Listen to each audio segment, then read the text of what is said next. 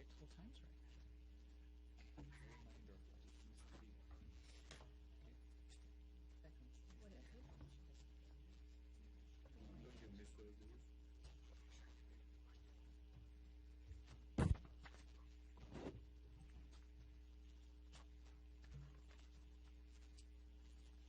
All right, we're going to call the meeting to order. First item on the agenda is the 15150 Washington Street General Development Plan. Is Mr. Schneider going to present? He's on his way. Yeah. Okay.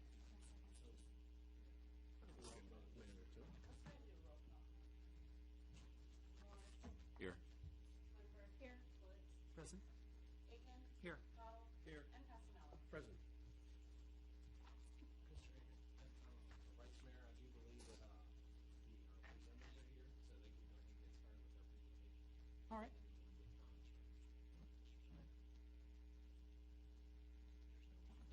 All right, so the Washington Street General Development Plan, would you like to come up and do your presentation?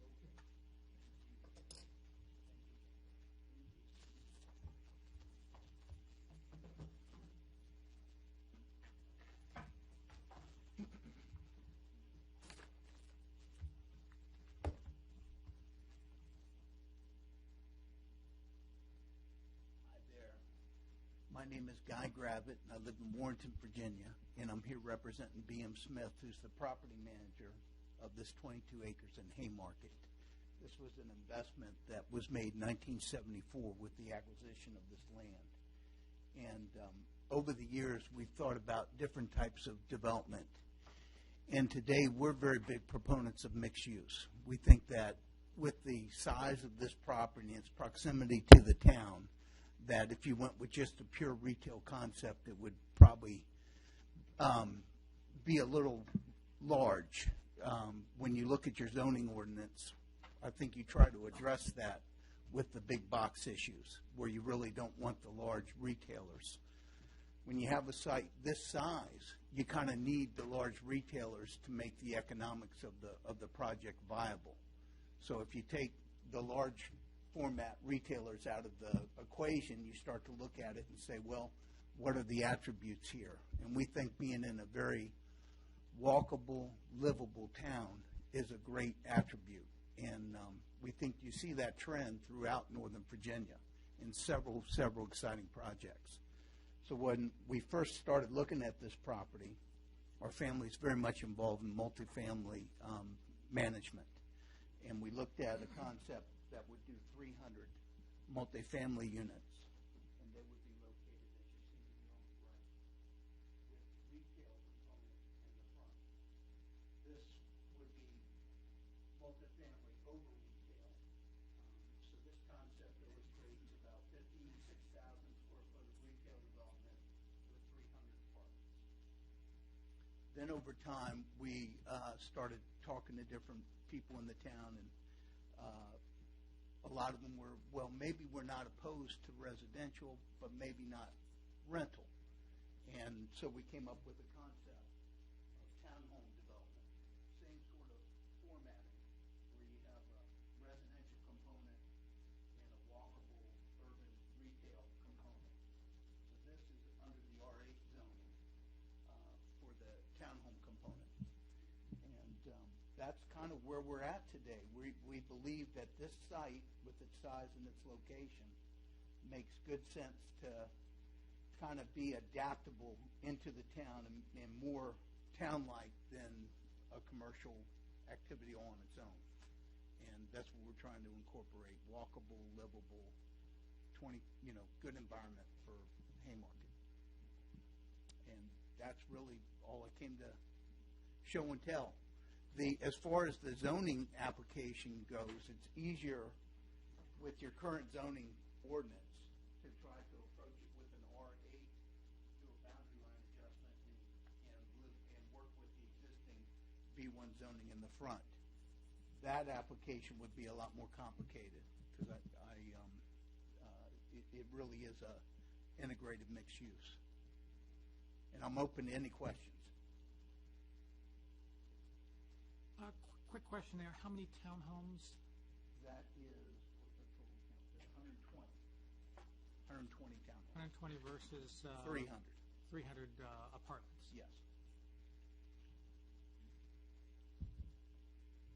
Is the square footage of the commercial about the same? About the same, about 58,000 square feet of commercial.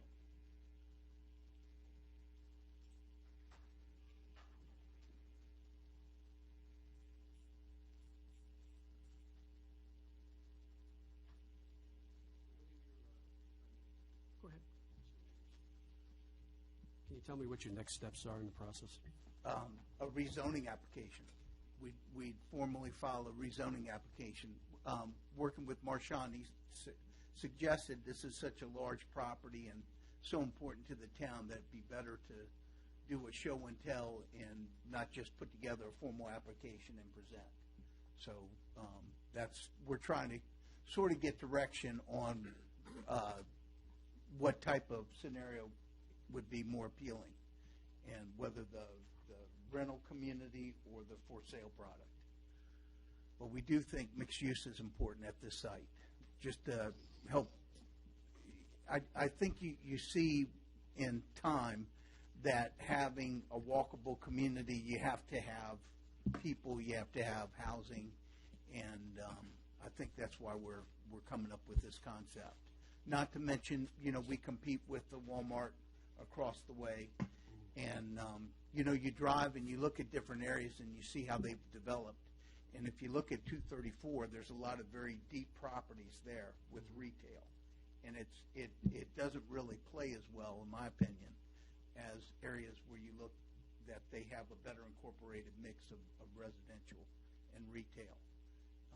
So the whole scale of development, I think, is very important, and that's what we're trying to do here, is something that's on a town scale, not a 234 scale. Right. I'm curious about your target market. Can you speak a little bit about who you think your market's going to be? Well, is it the going nice to be thing more is of somebody a, like Roy Barnett, he thinks that this might be a good concept. So we could sell to another developer, or we could develop ourselves. The target market as far as the townhomes, I think, would be very, very nice homes. I wouldn't want to hazard a guess on pricing. The multifamily, I think, is a little tougher concept today to finance and to get constructed. The real estate development in 2014 is a world of difference from real estate development in 2007. So we've had 7 years of a recovery, and not everybody has recovered at the same pace. And I believe that we could be very successful at the multifamily, but the market rents, I'm not prepared to say it would be $1,300 a month rent or $1,400 a month rent. The mix of ones and twos and three bedrooms we have not focused on yet. We're very, very much at a sketch conceptual plan right now, and we didn't want to take it further without some guidance. Mr. Morris, do you have any questions? Good evening. Good evening. First, I gotta tell you that's a really nice piece of land. We think so. We think so. We've been holding it since '74. Well, so that's- the owners are very patient. That's very good. patient. That's good. Just for clarity, it is presently zoned commercial. Correct. The B1 over the entire property. Okay. And you're saying our town planner advised you to present this No, to? no. He has been very open that whatever we come up with is our own concept. We believe that from a economic development of this site, that if we couldn't have larger format retailers, we'd have a hard time developing this property given the current zoning ordinance. That your zoning ordinance precludes boxes above 30-some thousand square feet. I think it's 35,000. And to do 21 acres of development, there's a rule of thumb a lot of people use, and it's not completely correct, but for every acre, if you want to surface park that retail development, every acre is about 10,000 square feet of retail or commercial activity. So that would represent 210,000 more or less square feet of commercial activity. And if you can't get any one box greater than 35,000, then you start to run out of critical mass. So it starts to limit what you can do with an anchor, what you can do with a mini anchor. And it starts to, you start reading that ordinance and you see, well, the town's really not looking for that type of thing. They're looking for something a little different. And then when you start to look at it and say, well, what can you do differently? And then that kind of points you as a real estate person into the mixed use arena. And so that's kind of how we got to where we are today. In your opinion, how would this affect, first and foremost, we don't provide schooling here in the town, but how would this affect the transportation needs for schools, number one, and then the transportation through the town generally, having a residential use of the property? We're doing a scope, we've done a scoping session with VDOT, and our planners are studying all four of the intersections from this property out to the interchange. And I personally believe that when you mix uses, it is a better opportunity than when you have, all daytime traffic coming at one location at one time. The mix of uses, I think, is a positive thing. But we're doing the math to back that up, and that's being done by the transportation planners. And for clarity, you said 300 multifamily Yes. over retail? Well, a portion of them are over retail. The majority are not over retail. The yellow here shows the buildings without retail. We did an orange color to show residential above retail. And then the brownish is the balance of the retail frontage. So the orange is... Retail on the ground floor. But maybe- how many multifamily is the orange? Does the orange cover, or is it total 300? Total is 300. That's yellow plus orange. 1 story of residential above 1 story of retail, and this building here is about 20,000 square feet. So that may be 20 residential units above that retail. And I'm just using 1,000 as a for instance. Right, I'm just trying to calculate to see how would that change the demographics of our town being right now under 3,500 residents. Right. We would do, I've had this discussion before about the 3,500. I think we're in very good shape as far as that is concerned. But if we had to hire a consultant to do those numbers, I don't think you're going to want to take my word that we're not going to get to 3,500 anywhere close. But we will do, hire a consultant and give you that comfort level with those numbers. I'm just doing a rough calculation here at 3.5 persons at 300 units, and that's pushing us way over the 3,500. But, I'm sure the people who have the authority to do the proper calculation can do it. It just, when I look at the schooling, when I look at the transportation, the number of units that you're planning to put inside on a commercial property, that would make our town far exceeds the 3,500 limit, and then moves us into, there's a zone, or correct me if I'm wrong, Marshawn, if you're, as a town, if you're above 3,500, that brings us, pardon me? I was going to say, you start maintaining your own streets, it has some We lose a lot of the benefits that we enjoy now as a small town. I understand that, and if I'm looking at the calculations right, that would be about 900 or so 900 people, okay? All right? On this one, 120, if you use the same calculations for, I don't know what number they use, but I think currently, how many people is the town? Around 1,800. So I think there's quite some room as far as that number goes. Yeah, there is quite some room in the town, but when I'm just personally looking on, and thank God we're not making a decision, but I'm personally looking on, we're giving probably the largest empty lot in the town, we're giving them the opportunity to build townhomes and then bring us right up to that 3,500 mark. That leaves us with very little room to even allow a smaller developer who may want to develop, the village. You see what I'm saying? So I'm just taking that into consideration and asking you, you're proposing 300 multifamily. Or 120 townhomes. Is it or 120? Yeah. This is one concept. Okay. That's rental, and this is one concept that's for sale product. Okay. And I can tell you today that the easier product for us to develop would be the 120 townhomes. If I was given direction from the town that was something that was more appealing to them, then I could very much go in that direction, and I'd do one of these.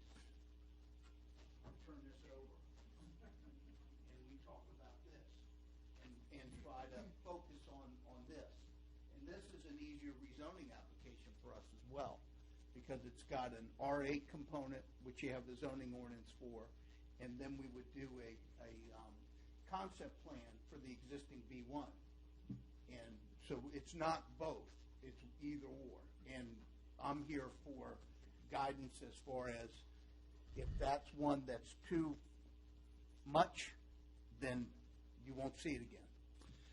I appreciate you coming to us and sharing this, but there is an aspect of that is very dangerous. If we should give you the blessing in doing any one of these, and then afterwards it gets voted on separate from what any person or individual or group may have told you. So it seems as if you're working the procedure backwards, because the procedure would be first and foremost to apply for a rezoning. Well, we have that ready to apply. But you haven't done it as yet. Because I was told that it'd be better to, in other words, better to come and meet and greet and talk and show and tell than just submit. So we're very much prepared. Got an attorney here who likes to apply for things. Okay, so he sent me a little secret note here. So That's a good guy to throw under. That's a good guy Okay. to throw under the All right. bus. All right.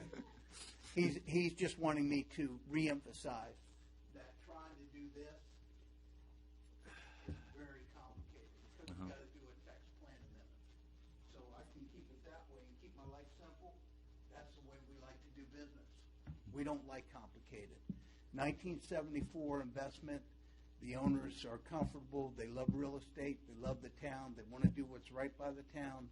We're here to try to make something work, and that's why I'm here.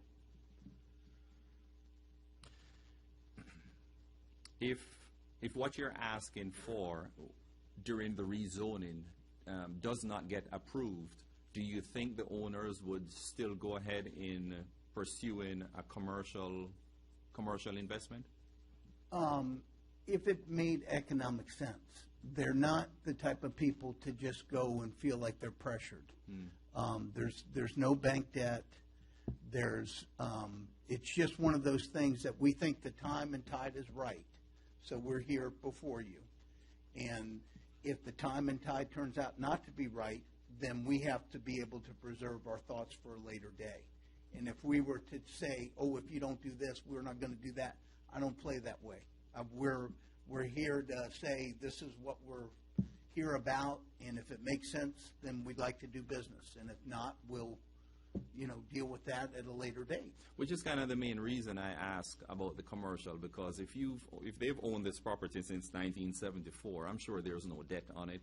The only thing they're paying is the taxes. Taxes go up every year, though, and keep in mind when you have a group of investors that were here in 1974, and then every year they're paying their taxes and they're doing this and that. You do start to hear, not everybody, but you hear some of the owners say, hey, what are we doing here? Mm-hmm. And so I'm not going to say there's no pressure. There's always pressure that some people want to want to see progress and want things to happen. And so that's kind of one of the things. We like to make all of our partners happy, and you're not always going to make all your partners happy, but you don't want to sit and just wait until it's, everybody has life expectancy, unfortunately. And so, some people would like to see something of their investment that they made in 74. So we're kind of trying to bring that forward as well. Good. Mr. Morris, do Yes. you mind if we have some other input so that we Oh, fit of course. into the 30 minutes? I thought the 30 minutes was for them to do the presentation. Go ahead, Pam. You covered it. I was going to ask the very same questions. My concern is about the schools, of course, the traffic, basically what's going to happen to the town when you add that many people into it. And I realize that commercial is going to cause its own issues, so I'm not so sure that the mixed use isn't a more positive thing as long as it's done the right way, but they were the same questions. I'm second. I'm liking that. Yeah. So I'm good. Very good. Thank you. Mr. Woods? I only just have a very minor question. The on the right side, that the longer building has a little bit of a different color on the end. What, On the bottom we got right. a little bit of office in here. Okay. We put a little bit of office above retail, but, try to break it up a little bit. I yield. Okay. Mr. Cardle? I appreciate you coming. It seems pretty straightforward. I just need time to think about it. And the only thing I would say, if in fact the residential component would push our numbers, closer to 3,500 and preclude maybe some other people from developing, would you entertain more retail space, less residential? Would that be something you would work with? I think we want to work with the town. I think this 120 is a good-sized project. It allows us to do some front-loaded. It allows us to do some rear-loaded. We kind of like the way the grid of streets is set up. If we weren't talking to multifamily, I think that we'll be I don't want to say, there'll be a consultant. In other words, it won't be my word for it, but there'll be a consultant that'll give you the background. This is the current population. This is what's projected. And I believe there's going to be plenty of room. One of the managers of this property, Ben Smith, just assembled 7 acres on the eastern end of town.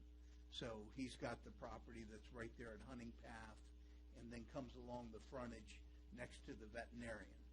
And so that's another property that we have some management involvement in. So I think between this 22-acre piece and that 7-acre piece, it's probably the couple of the 2 bigger parcels left for development. All right, that's all I have. Thank you. Thank you. Thank you. Any final comments, Mr. Passanello? Sure.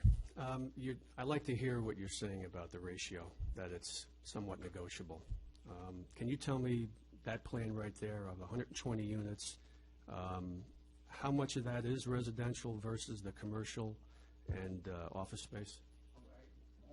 On this one, the 120 they're all residential, and they all have 2 parking garage spaces inside their unit.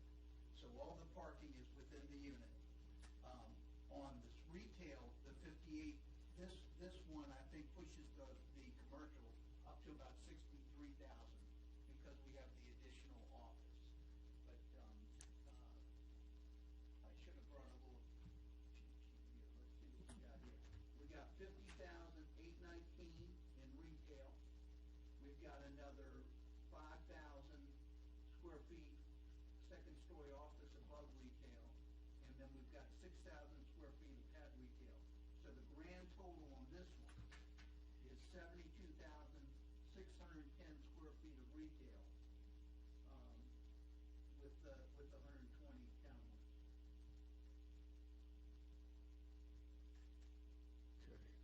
Yeah, obviously, comments from my fellow council members are excellent comments related to transportation how you fold that in with the education. I guess we all know that our schools are exceeding capacity, and perhaps it's even going to be worse in the future if we don't have another school built. So I guess all of that gets analyzed as you go forward, and you'll be able to answer more questions about those impacts. Okay. And I think the real goal here was, and I think it's accomplished, kind of turn the board on that one and focus on this one. And I think that's what we were trying to accomplish. Just, compare two different scenarios and what would make more sense to, and then of course we'll do the whole formal application and all the details. I guess I have one more question related to the commercial side. Yeah. Relative to the housing, whether it's residential or apartment, and that has to do with the, I guess, the revenue generated from that. What is more lucrative from your perspective? On a net present value, I can tell you selling the townhomes would generate the best net present value. And if the partnership were to sell those townhomes to a developer, they would have more than enough money to do whatever speculative retail development that they needed to do on the front. So it's sort of, townhomes it's just easier. And it's funny, you look at land consumption throughout Northern Virginia, and you look at the amount of land that's consumed for residential compared to consumed for all other types of uses, retail, office, it's just a fact of life that you need the housing to support the commercial activities. And so that's I think a pretty now lucrative long term. Somebody has a income producing asset, they don't want to give it up, especially when the bank won't pay anybody but half a percentage point for any investment. So it's all about how you look at it, but from a net present value, I think that would be a pretty fair statement to say the residential gets the project started. Okay. I think this is the beginning of a long process. Okay. And I know I look forward to Marcia and you, Guy, and others discussing it as we go forward. So thank you very much for your time. Thank you very much. Marshak, did you have anything you wanted to add? I was able to listen on your new cell phone that you guys issued town staff members. So I forgot the bridge was closed. So I was sitting at So much for Keith being a Code at planner, about huh? 4:50, biting at the bit as he was wrapping up his presentation. So, no, I didn't. I'm sorry, Guy, if you got thrown under the bus. I asked him to come and speak to you, so please don't give him a hard time for reversing the process. Certainly over time, at least it's been my experience here, that there's a benefit to having the site master plans and tied up. Ideally, we would have gone through that exercise. Right now, it's planned industrial park, not planned interchange park, which was really meant to be auto-oriented, service-oriented, dealing with the transient public, much what's out there today, the CVS, the Sheetz, McDonald's, and those types of things. So the one issue, and I've spoken with Guy about this a couple of times, is the ratio of commercial to residential. Not only do we have the potential exceeding our population, but making sure we don't deplete proportionally our commercial and not have the revenue. Even if we're below 3,500, do we continue to have the revenue? Several years ago, there was a suggestion that we incorporate additional property outside of town, bring the Walmart property in. And part of that would have been an extensive analysis of the county's or the town's land use. Did we have enough commercial square footage to support, or we would have to justify to the state that we didn't have enough commercial development to support our residences to justify an annexation. I think that was one of the deterrents for going through that exercise. It was quite a bit of money. But in this case, I do think we need to do some analysis as part of this to make sure that we don't unintentionally dig ourselves in a hole and then left without the revenue to support it. As he mentioned, there was an intent to develop the residential ahead of the commercial. So again, that plays into the point of making sure we have enough commercial out of the ground today to support additional residential development. Certainly, I would argue this is our concept. And you would certainly see changes as the process goes on, as we evaluate the transportation. Other factors come up through the process. Schools is obviously a consideration, transportation is a consideration. This would also require a plan amendment, a comprehensive plan amendment, because again, right now we preclude residential in our plan policies, so that would track with it. it may have not been clear, the multifamily product, we used to have a standalone multifamily zoning district in the ordinance. That was taken out. We still have references in our comp plan that says we provide a variety of housing types. So the idea would be to appeal to a range of income levels to provide everyone the opportunity. For instance, Long Street, we live in a community that's over 30 years old versus some of the newer homes in Haymarket Station. We play to all those types. So that would actually require a zoning text amendment with the multifamily. We'd have to change the ordinance and not only amend the plan to accommodate that.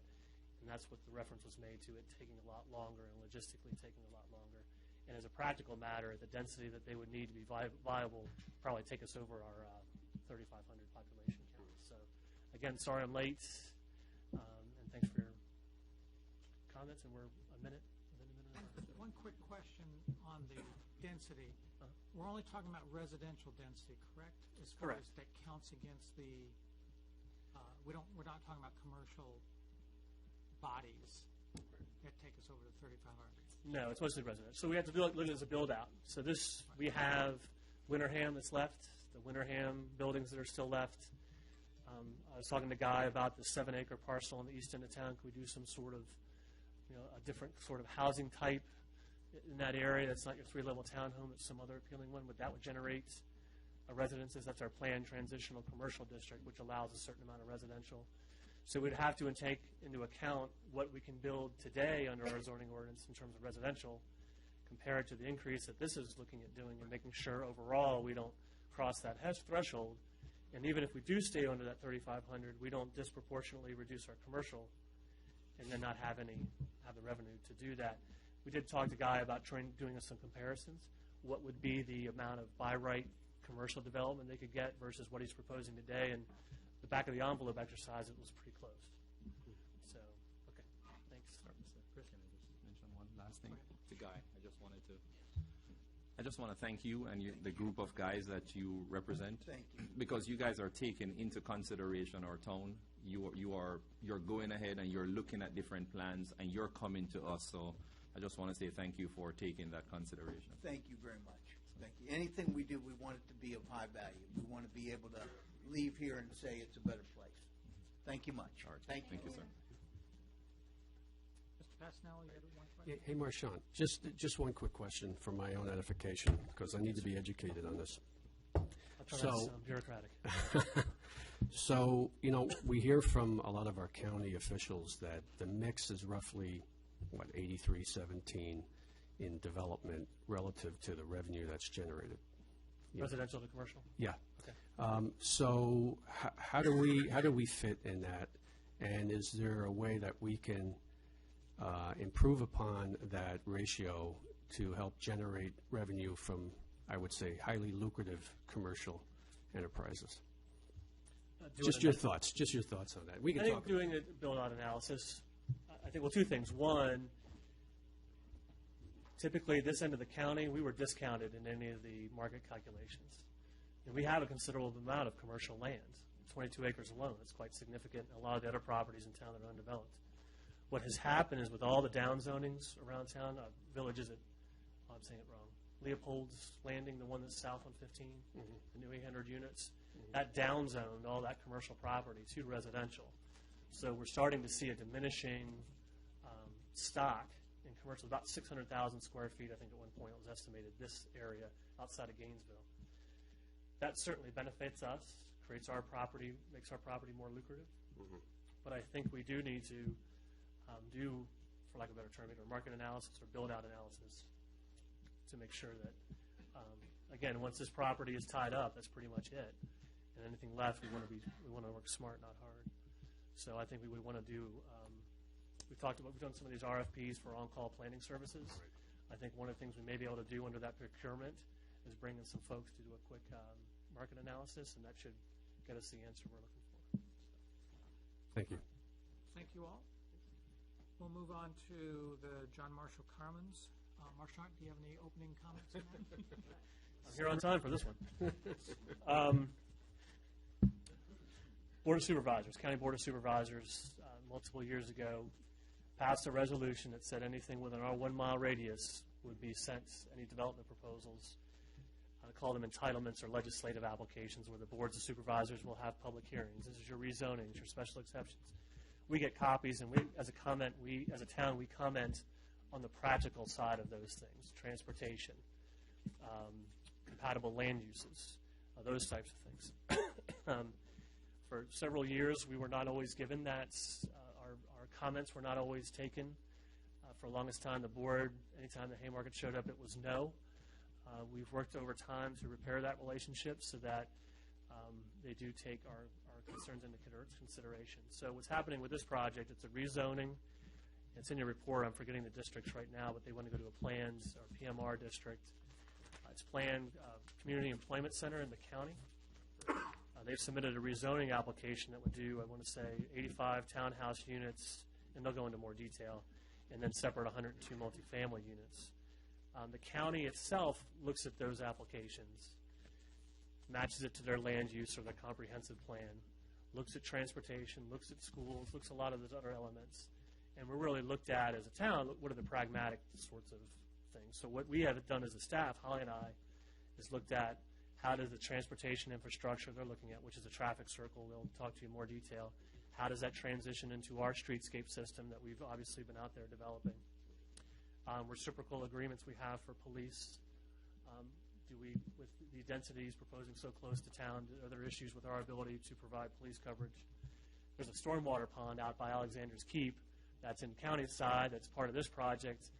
There's some practical things with that stormwater agreement that make sure that we don't affect the ability of Alexander's Keep to have a good stormwater management program. Those are the more pragmatic sorts of comments we typically give the town. We plan this property face west as civic. It was planned that way, obviously, when it was still operated as a school.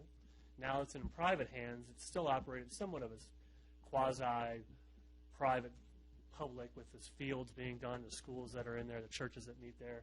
And we also have the Alexander's Keep in the back. So we advise the county, hey, these are the types of uses we have immediately adjacent. There's maybe some sensitivity to screening, setbacks, and the like. Supervisor Canlin had asked specifically that the developer come and address the commission and the town council. It's not very typical that we've done that. Typically, as a staff, we provided our comments, gone and spoke, and been on our way. In this case, it's good to talk to the commission. The commission submitted a letter to you which focuses primarily on the county's land use policies, talks about transportation, and also school capacity. And again, we've, as a staff, addressed different issues. So the applicant's going to make a presentation to you this evening. I think certainly at the encouragement of Supervisor Canlin, they're hoping that you would come away with some sort of recommendation. You have a couple of options. One, after you hear the presentation, you can adopt the Planning Commission's recommendation, send that to the Board of Supervisors as your formal recommendation. You could also maybe do a hybrid, where we take the Planning Commission recommendations and include the practical comments that Holly and I have put together in terms of streetscape and the like, or come up with your own comments, but put together some sort of formal resolution if you choose to do so. So certainly you're under no obligation to provide a recommendation. You could recommend approval, you could recommend denial, you could take no action, but say address these particular issues. So what they have included in terms of transportation, some comments about, the Planning Commission had some comments about the interparcel connectivity. You got a commercial, what's out there today, the Taekwondo place, the Rainbow Station.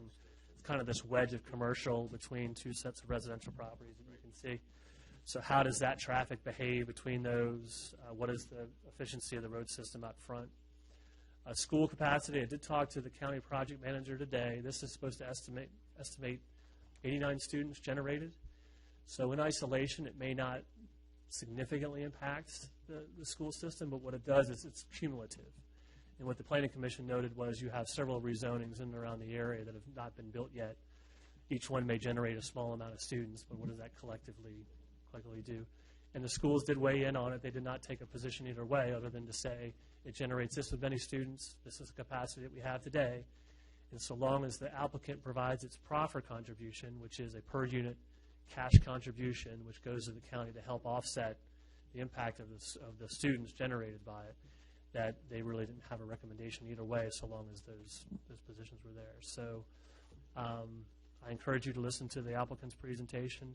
Again, it's at their they're volunteering to come out and speak with you, so don't beat them up. And because then it looks bad on me when I made the suggestion that they come and speak with you. So that's all I have, Mr. Chair or Mr. Mayor. Thanks. All right. Good evening, Mr. Vice Mayor and members of council. My name is Roy Barnett. I'm Group President of Van Meter Companies, in charge of acquisition, planning, and development for the company. I've been with the firm for over 25 years. So I've been through many different planning sessions and look forward to your input. Just as Guy had said earlier about long-term investments in the town, we want to make one thing that we're not in the town, but we're your immediately neighbor to the east, and there are many long-term residents of the town going back probably 60 years plus, and several of them are here. So would you stand up, McKee? And just so you know, these are residents that have been here. These are their homes, prior homes, or family members have lived here. So this is a group of properties, 27 acres, that have been here, and it's one unique opportunity to be able to consolidate all the properties that remain between Pace and the new Tower Elementary. So anything that's undeveloped within that stretch is represented by the group of property owners who have put this together. And of course, as was previously mentioned, you have Piedmont Center, which really bifurcates the property. Unfortunately, planning personnel sometimes like to just draw lines the easiest route. So when they planned this in CEC, they just looked at 55 as a nice route that's parallel to 66. So let's just plan everything in here as commercial, without consideration as to the size of parcels or the location of these parcels or how these access and what's the proximity to the town. So we've been working on this, and the landowners the landowners started this process before I became involved, and have worked with the county for I think over 3 years in discussing how to best develop this property. How can they achieve their 401k plan, if you will? They've been living there, and they're now, when they're 80 years old, it says it's time for me. And unfortunately, we have, my favorite story as a preservationist, the definition of a real preservation is somebody who went out into the woods, cut down trees, built their house, but then tells you no one else should come out and cut down trees next to them to have their house. And I think here's the same here with the landowners. They're saying, we've been here, we've watched everything develop, we've taken care of our properties, we've honored our properties, and now today we would like our turn to develop our properties. So we've been working on this very diligently. On your right is just an aerial map, shows the limits of town of Haymarket and some of the development patterns around this end of town. Across 66, between Peak Code and 66, there's a lot of townhouse development, as you know. And north of 66, there's a mix of housing types directly south of 55 here. And the development pattern on 55 in this general area is that you have commercial for the first block behind each way, north and south of 55. You have this block through the south side that's commercial, and then you have certain developments in the north. Piedmont's really one of the exceptions that extends all the way back to 66. So we wanted to develop a plan that was sympathetic to the current development plan of 55 and honored that commercial strip for the first block north and south. So out of the 27 acres, we have 5 acres of commercial, including the existing building that's directly east of the town line. That's an existing group of offices there today.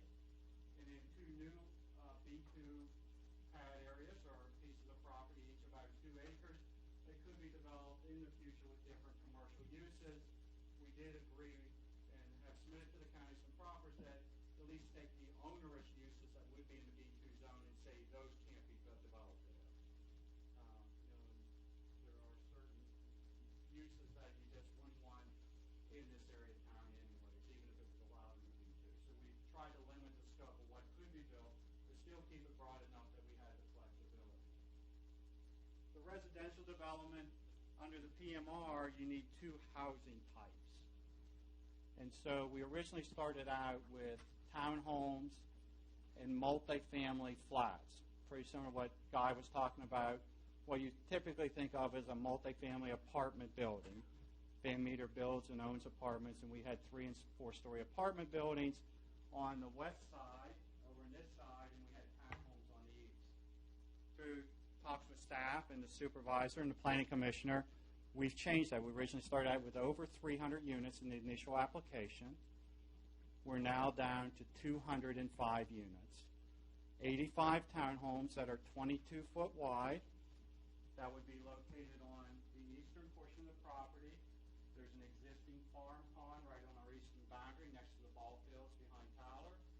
And we are maintaining that pond and enhancing that as part of our stormwater management system, water quality system.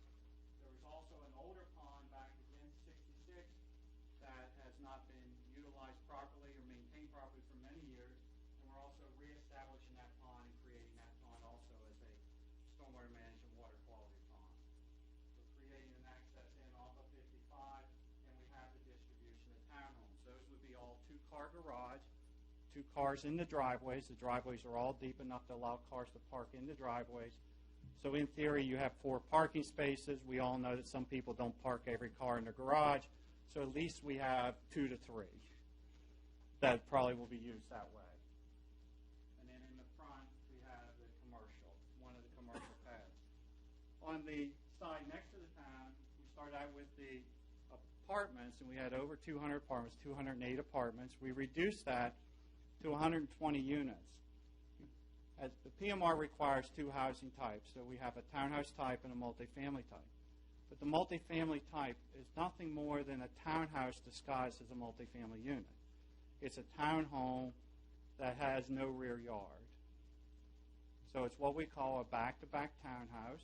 It's a wider unit. Basically, it's 27 feet wide, and one person owns the front half of that townhouse, and the other person owns the other front half of the townhome. And so they have 2 fronts.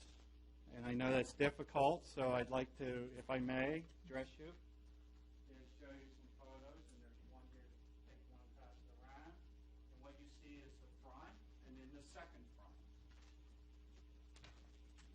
So that on one side, it's a neo-traditional townhome, 3 stories. On the other front, you'll see that it looks like a wide 2-car garage townhome. One of those garages is used for the front unit, and the other garage is used for the unit where the garage is located. So we basically, it's a way to have a townhouse-style design that gives you a great street presence because it's a wider unit than you would see normally, and it gives you that alternative housing style, and it gives you the same or greater square footage in that unit than what you see on these little stovepipe townhomes that you see on Cross 66.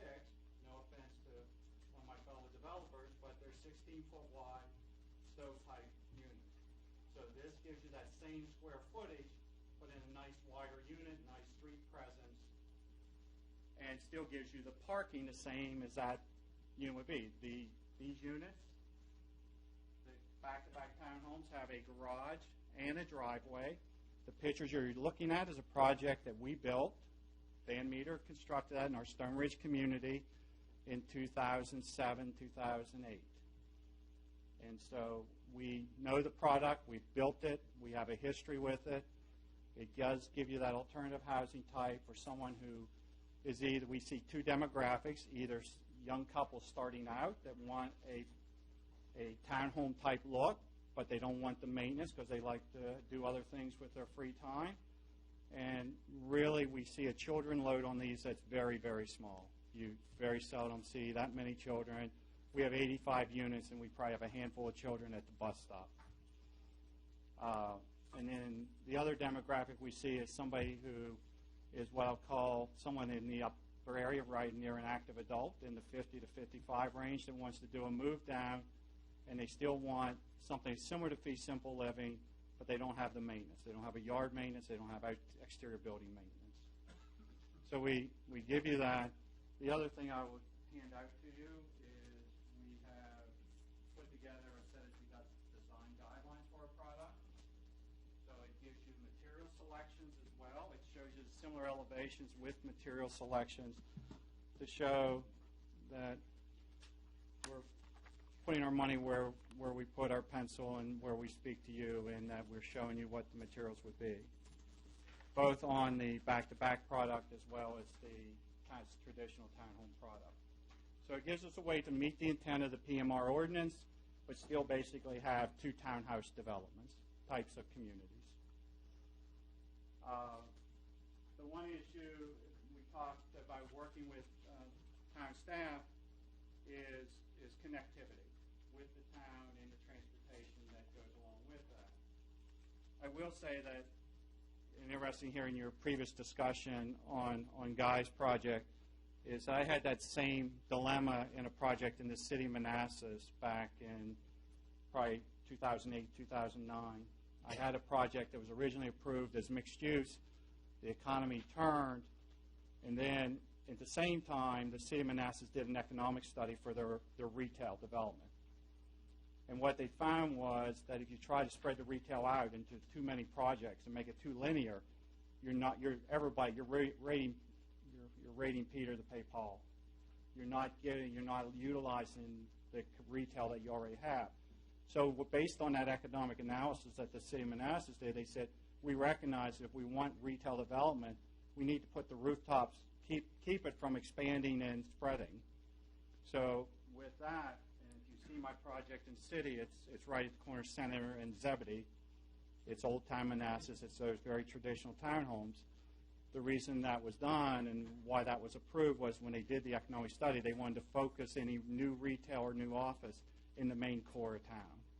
And the same thing I think may relate here is that by having very limited commercial out here and the rooftops, as long as we can maintain connectivity and get our residents downtown, to your downtown, it provides more rooftops to come visit your commercial establishments. So working with Holly and Marshawn, and as well as going and talking to, I want to make sure, I think it's QBC? Sean.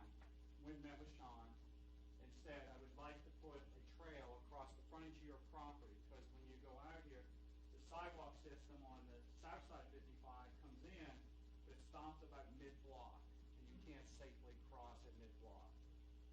So, and on the north side, you do not have a sidewalk system all the way out to Blight Street today. But what happens is that we can bring our pedestrians from our property across to Sean's property to Blight Street. Then you have an intersection point where you could cross over and get on the sidewalk system on the south side of Main Street and come down 55 John Marshall Highway and come into town. So we're committing in our proffers to construct within the town portion a 10-foot multi-purpose trail within a 14-foot wide easement, as long as we can get the easement from Sean, which he's told me verbally that he would work with us on, to come to Blight Street. And that gives us connectivity up to our westerly property line. And then across our property, through a lot of efforts and a lot of discussions, really over, and I congratulate Holly on this, is going back and talking to VDOT some more, is that we now have their approval to put an extension of that 10-foot trail across our frontage.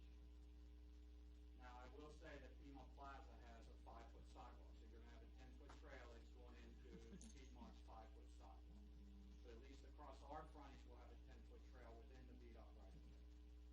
And then eventually, with whatever happens with the development and future development of the town streets in this area, we'll have our trail set so that it could be within the right-of-way or outside the right-of-way, whatever the town decides in the future. But at least today, we'll have it constructed, and our homeowners association will maintain that. So it will be maintained through our homeowners association. The other key or significant part of the transportation is how do you marry up two comprehensive plans from transportation, where Washington Street in the town is a 2-lane road, and you can see that from what you've reconstructed with the bike trails. In the county, Route 55 is a 4-lane undivided highway on the comp plan. So what you had was a 4-lane undivided road coming right to the town line, and then they started to transition down to the 2 lanes. And part of that, I recognize there's been a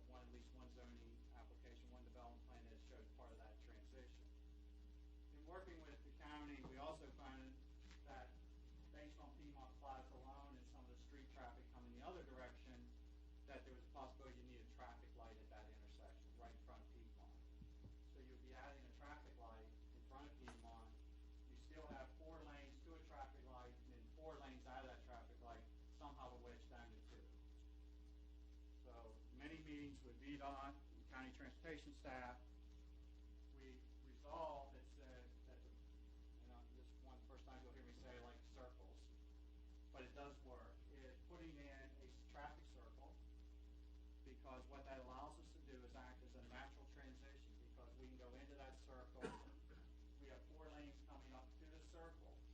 What happens is the right lane drops off and becomes the turn lane for the 2 right entrances here.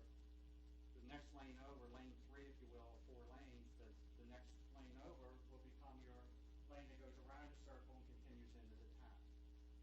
In reverse, coming out of the town, you have your 1 lane.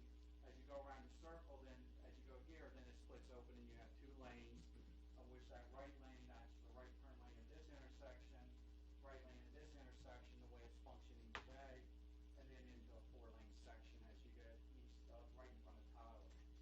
So it gives us, or gives the state and the county, a way to make this transition from 4-lane down to 2. It's traffic calming, but it does flow. And if anybody's been through the circles at Gilbert's Corner at 15 and 50 and have sat there back when we had a traffic light there versus a circle, it does allow the traffic to move. So there's still, the volume can go through, but it's now at a much slower pace as you come into that circle, because you must slow down to go around the circle. And we've agreed to make the circle wide enough so that there's no trouble with any larger truck traffic, if case needs to be, that needs to go through that circle area. So the circle, you know, it's a new concept on this road, but it did serve the purpose and allows this transition to happen well before you get into the town. So that from the circle in front of Piedmont to the town line will be a 2-lane road. So we've already got everybody compressed into 2 lanes before they get to the town line.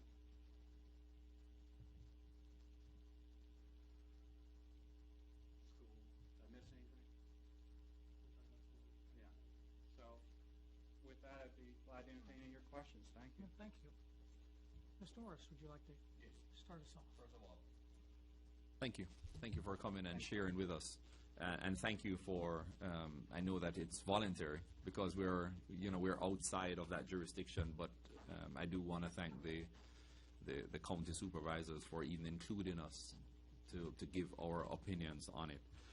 I think with the problem with school, I've been reading the recommendation from our planning commission, and there is a problem or an issue concerning school, the number of students that will be added because of these units.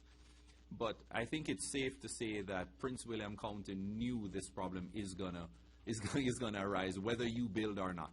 There is, and part of the theory is why you have planning departments in the counties work on capital improvement programs and capital improvement budgets, and the school staff and the school has a good planning group themselves. So they plan on these, and there's a list that we can provide of where the schools are and the expected dates for construction and opening. Yeah. But we are planning, and they put together the suggested proffer dollar, because it's suggested, that says that this is what we'd like you to contribute. And we've been very open in saying we have no argument, we will contribute the full amount. I think they're pretty much well aware of what the issue is and what it's going to be. I think they learned big time from Battlefield High School, where within just a couple of years they were over 100% capacity. So they knew that this issue is going to just continue. So what we can do is leave the schooling, let them decide about the schooling. They are the ones who are going to put the signature on the paper. A couple of questions. Would you be able to see these units from Washington Street? Yes. I mean, as you look, you're only, here's the existing building that's there, so you'd really be looking to the depth of his rear parking lot. Okay. So with that, that's about 150 to 200 feet back from the road. On this side, probably around 200. This is more like 300 feet over. Okay. The traffic circles. I love them. And when I look at the picture, it doesn't seem as if, and I don't know if the solution is 2 traffic circles. I'm just looking at the diagram. It doesn't seem as if it saves or helps the issue that we have with residents coming out of those 2 different units. I don't know if it needs more studying, but just from me looking on it, it seems as if the traffic circle defeats the purpose and doesn't provide that flow. So The traffic circle was really designed, and the requirement for the traffic circle or the signal was based on traffic volumes on Route 55 and not so much your side traffic. So what they said was, based on the amount of traffic on 55 and the existing commercial, and then the commercial and residential to the south coming out at this particular intersection, they study every intersection. And they said at this particular intersection there was a good probability of a need for a signal. But that signal, the question came in, you put a signal here, and then it becomes some access, especially for the eastern parcel. that signal would be a big mistake. So, But the traffic circle, it just seems as if where it is at the openings to the 2 complex, correct. because the traffic circle is located right in front of the shopping, the Right shopping in front area. of BMO Plaza today, where you turn in. And the thing I find with VDOT or any of them is that your side traffic is not the biggest concern. So just because you have 3 or 4 cars backing up at an intersection coming out from a side, from a residential, that does not warrant a signal. They really look at the through traffic and the interruption of the through traffic. So this circle provides that through traffic movement while it allows the yielding for the commercial access here. And what that does is takes the load off of that and gives you the circle also slows down the traffic. Right, So right. it gives you some gapping in your traffic. So then the entrance on the west side, on this side, is directly opposite the street below us. And we have right-ins and right-outs and left turn lanes. So we have enough stacking, if you will, on our side street to provide that if somebody's going out and want to make a left turn, we have another lane that allows them to make a right turn. So we've studied each of the intersections to make sure that they can function appropriately. And we had a transportation engineer look at all of this, and the circle itself was actually approved by Richmond VDOT. I had to go down to corporate or the headquarters in Richmond to be approved. And just one last question. The traffic circle would be maintained by By VDOT, VDOT. yes. It'll be And- in the VDOT right away as part of their system. And would it be something that's designed to match the proposed development? No, it will be designed to meet VDOT's design standards for a circle. Okay. So we have to meet all of their criteria. VDOT treats you a little different than a city will do sometimes where the city's maintaining their own streets where you can do alternative designs. In VDOT, you pull out the book and you follow the book. Chris, there are, excuse me, Please? Councilmember. Please. Now that it's my neighbor from the east side. But there are values or benefits to the traffic circle. There's actually pavement being removed with this plan. Right now, when the road becomes its ultimate condition, people run the gauntlet. You see this outside of Middlebury where you go from 4 lanes to 2 coming to Middlebury. People are racing each other to be jockeying for position to be the first into the town because the speeds go slow. So there is some benefit here in terms of transitioning that traffic, bringing the speeds down, and really causing that area. And I think with the amount of pavement that's being removed within the right-of-way will create that visual closeness, and that's what a lot of the traffic calming you see up on Route 50 is meant to do. Naturally, just slows people down and brings them to the speeds that we want to have coming into the project. I know that the commission had sent some concerns about the background traffic being somewhat different in the traffic study than we feel is appropriate, the lower growth rate in the area based on the recession. I don't know if you can answer that But one. one of the things that the circle does becomes a natural barrier. It does. So if there's any miscalculation in any traffic numbers or something develops east of us different than what some number may show, that by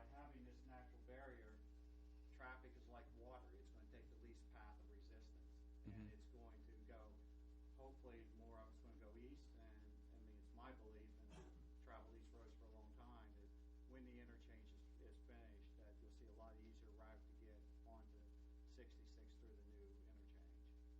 No, I did say that was the last question, right? You did. Maybe you can get through all of them. One of the issues that with Route 15 and the traffic circle, and this is not for you to answer, but it's really VDOT's. When they first created it, the one at 50 and 15, they had two lanes, Right. and then they went back and changed it to one. Right. A lot of that is that if we're in Europe, or even if you're in North Boston, where you're used to going around the circles every day, people know how to drive around a circle.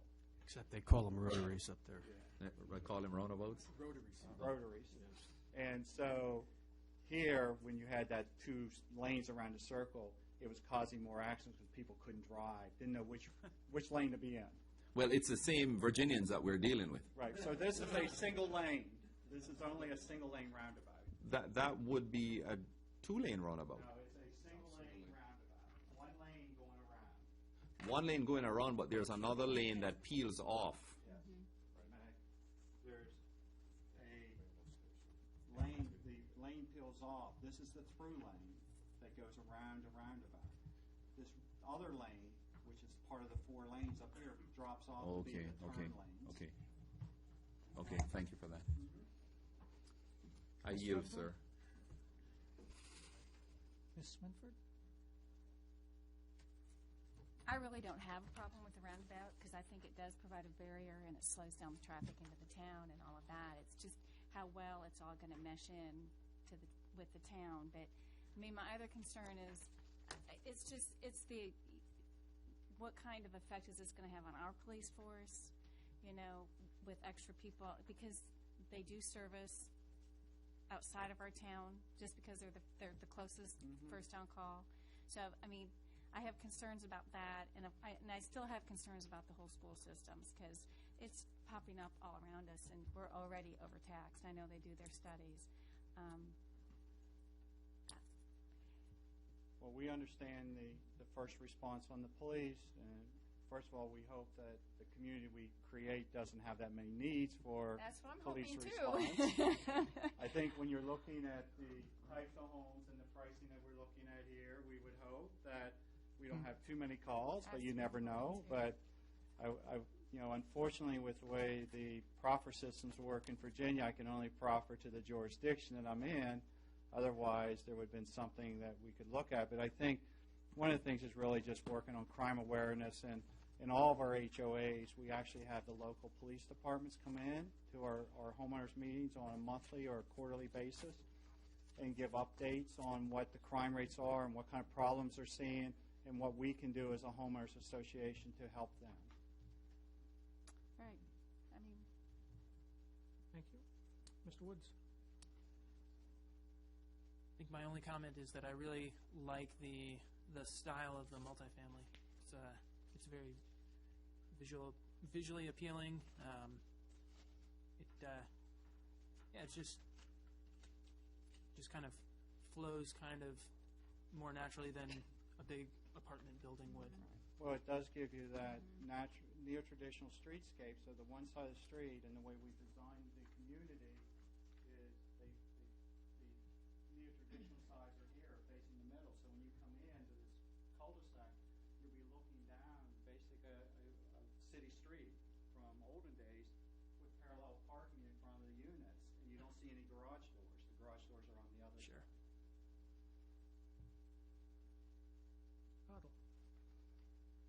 First of all, it's a great presentation. It's one of the best I've heard since I've been on the town council. It's very well thought out.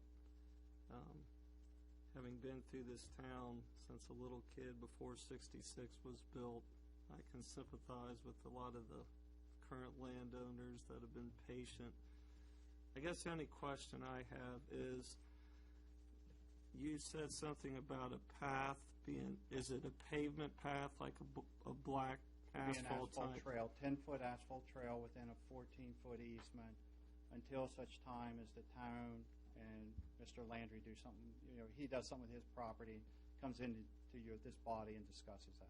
All right, I'm just thinking if there's any way, since you're wanting to tie into the walking town aspect, if there's any way that potentially if this goes through, the two entities could work together where you have the same streetscape going all the way out to your project, the same, type sidewalk with the lighting, and just, my only concern in all this is that it's just, we somehow tie this thing together where it's, you're not walking to like different boroughs in a city where everything looks different, you know what I mean? Where there is some continuity,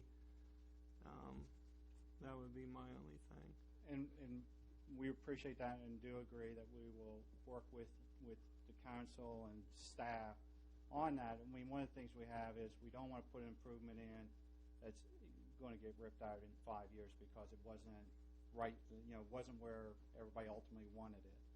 But if we have time in between the zoning and final construction, and Holly and the town have advanced their plans on that section of street, where we can definitively say this is where we want it at this elevation, and we'd like it in brick or some other material, then we will definitely commit to work. I know when I talked to Sean, one thing he, in giving an easement, wanted to keep some continuity to the walking part. He's very sensitive to that. And as far as the schools are concerned, I'm a county teacher. Most of my classes have 40 plus, so there's really no difference between 43 and 44, 45. So most teachers, I mean, that's just the reality. We all wish you would have less.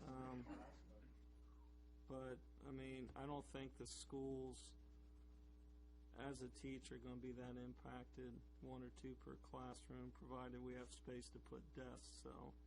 And what to put in mind on that is when we talk about schools, everybody wants to talk about the world as it is today. When you look at these development programs, this gets zoned in the first quarter of 2015. Before you even have your, then you have to go through construction plan approval on the one side, which is the condominium side. Then you have to build units and move people in. You're really looking at 27 for delivery. And on the townhome side, where there's an additional step, we may be out to 2018. So really what you're looking at is what's the schools going to be like in 2017, 2018. And if you look at your CIP plan for the county, there are several schools that are in the works to be constructed in that period of time. Right. Well, thank you for your time. Mr. Passanello. I'm sorry, I apologize. Your first name again? My name is Roy Barnett. Roy. Apologies for that, Roy. And I want to thank you guys for coming. I want to thank Supervisor Canlin for suggesting you come here this evening. I think that was a great idea. After all, we are in the magisterial district of Gainesville anyway, even though we are a town, and we pay our taxes to the county. So I have a few questions, and I liked your last comment there. But so my question initially was about time frame, and you answered it partially. Now, have you done an analysis of construction impacts based on what's happening with all the other projects going on around us? Now, I know 29 will be finished before you guys would even think about starting the work. But we do have some major construction going on in a projected project at interchange 15 and 66, the diverging diamond. Carolina Road is ongoing, but that may or may not be done before you start putting a shovel in the ground. And then Cat Harpin Road will probably start, I think, either parallel to or after. I'm not sure. Holly can answer that maybe later. So I guess my concern is what the construction impacts would be on the town and the roadways related to this project. Have you thought about that? Has there been some discussion in preliminary? Excuse me, we really haven't specifically addressed this. I'm just looking at timing and looking at what was the timing on some of these county projects or state projects. The Gainesville interchange completion, the 1566 interchange construction, and I still think, the last I looked, that interchange construction is supposed to be done somewhere around 2017, I believe, and I'll rely on Holly. So if we're at 2017, we're barely delivering our first condominium unit in 2017. So when we look at timing, and this is what I was getting to from the school standpoint, the same goes for the roads, that we are giving time, just the way this process works. The process on its own schedule takes that long to get to where you can deliver a house. And the other thing is that I didn't mention, and apologize for walking on, all this road improvements along the front must be constructed prior to giving our first occupancy permit. You just answered my second question. Thank you. Because I was going to ask, is that predicated on that road being widened east of the circle? It is. Everything that's on our drawing along 55 must be base paved and open for traffic before we can get our first occupancy Okay, permit. so that's another impact, perhaps, to the traffic flow in our community as well as our neighbors. It So, would be, yes. Yeah, But okay. we would like to hopefully do that and have, less interruption because it is on the sides of the road. It's not reconstructing the existing road other than putting the circle. Okay, I'm sorry, not supervisor. Councilmember Caudle asked about that sidewalk and the idea of having it comport with the streetscape. And I would like to support him in that. I think that makes a lot of sense to have that continuity. So when you do work with Sean, I think it's very important that we go with what we have, and so it fits well. All right. Rather What I will do is work with Holly and revise our proffer to the county that specifically states the type of sidewalk that you're asking for, and make sure that it's in the proffer so that there's no change later, even if Sean or something said something different later. Yeah, that makes a lot of sense. Thank you, Ray. So just a little question about the pricing range of your product here, relative to the townhomes and the apartments. Have any analysis been done on that? We've been looking at pricing, and of course, anything give you is $2014, and we're looking out 3 years. But in $2014, the smaller townhome is going to be price competitive to what you see for the 16-foot wides across the street, which is in the mid to high 200s. And the 22-foot wide two-car garage, fee simple towns, will be in the mid to high 300s. And we're seeing that momentum growing every day because it doesn't feel that way with your school system, but your amount of residential pipeline along the Interstate 66 corridor gets less and less every day. I mean, as the units are absorbed, there's not many new projects coming online. Okay. So relative to the calculation of commercial property, is it, I don't know, maybe this is for Marchand, but the calculation of using that existing building, is that appropriate? I'm not really sure.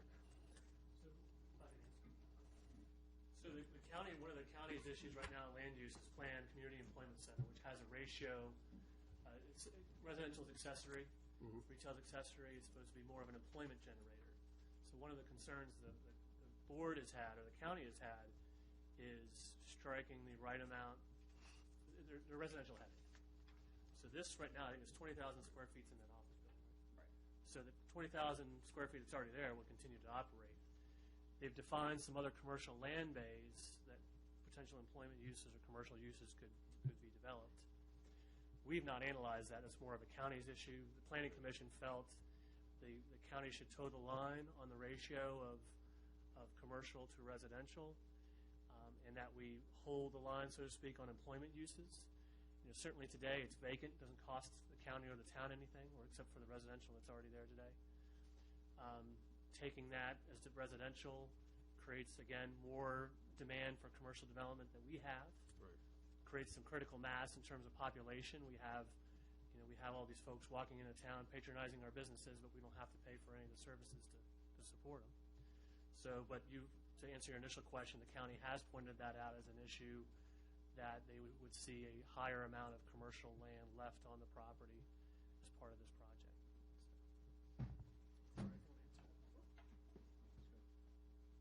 Okay, and just one more thing about the time frame. So can you just briefly give us an overview what your next step is, and then how you see this sequencing?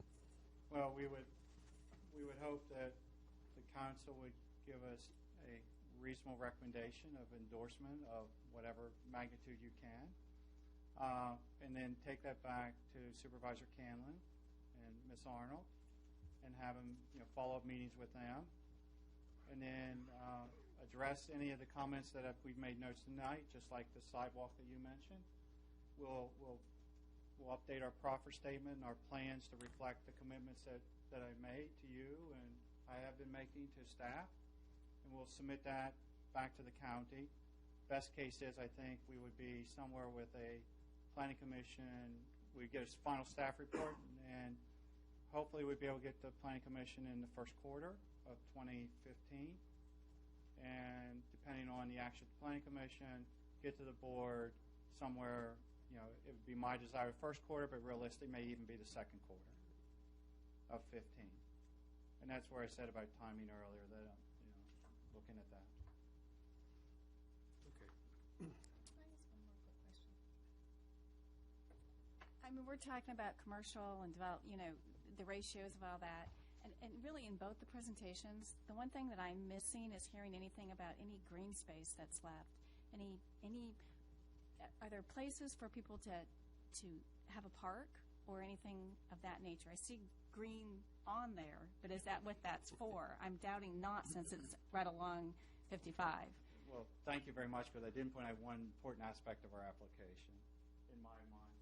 First of all, to answer, we probably have with these two properties bifurcated and the irregular shape of the property, we have probably a more perimeter buffer on this project than 3 other projects combined. Because we have, just along commercial, we have 50-foot buffers, well planted. Some of the others, we have 30-foot buffers. We do have internal green space areas. The ponds are one of our primary focuses, because these are permanent water pool areas. And we are addressing the existing stormwater management for Alexander's Keep, as well as our stormwater management in a more centralized, more adapted facility than maybe the underground cartridges they have there today, which are maintenance heavy. And we agree that we'll be maintaining that whole stormwater management system. We also, important aspect of it is that we started out with a clubhouse and pool when I had apartments. Now, we have not removed that from the application. We still think that's very important in a community to have some amenities for the community. And so the pool we know is 3 or 4 months out of the year, but still a very important part of the year. And we have the clubhouse facility, which gives you 24 or 12 months a year use.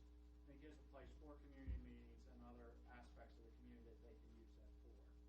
So we want to make this very much like any of our other communities that we have constructed and have those amenities available.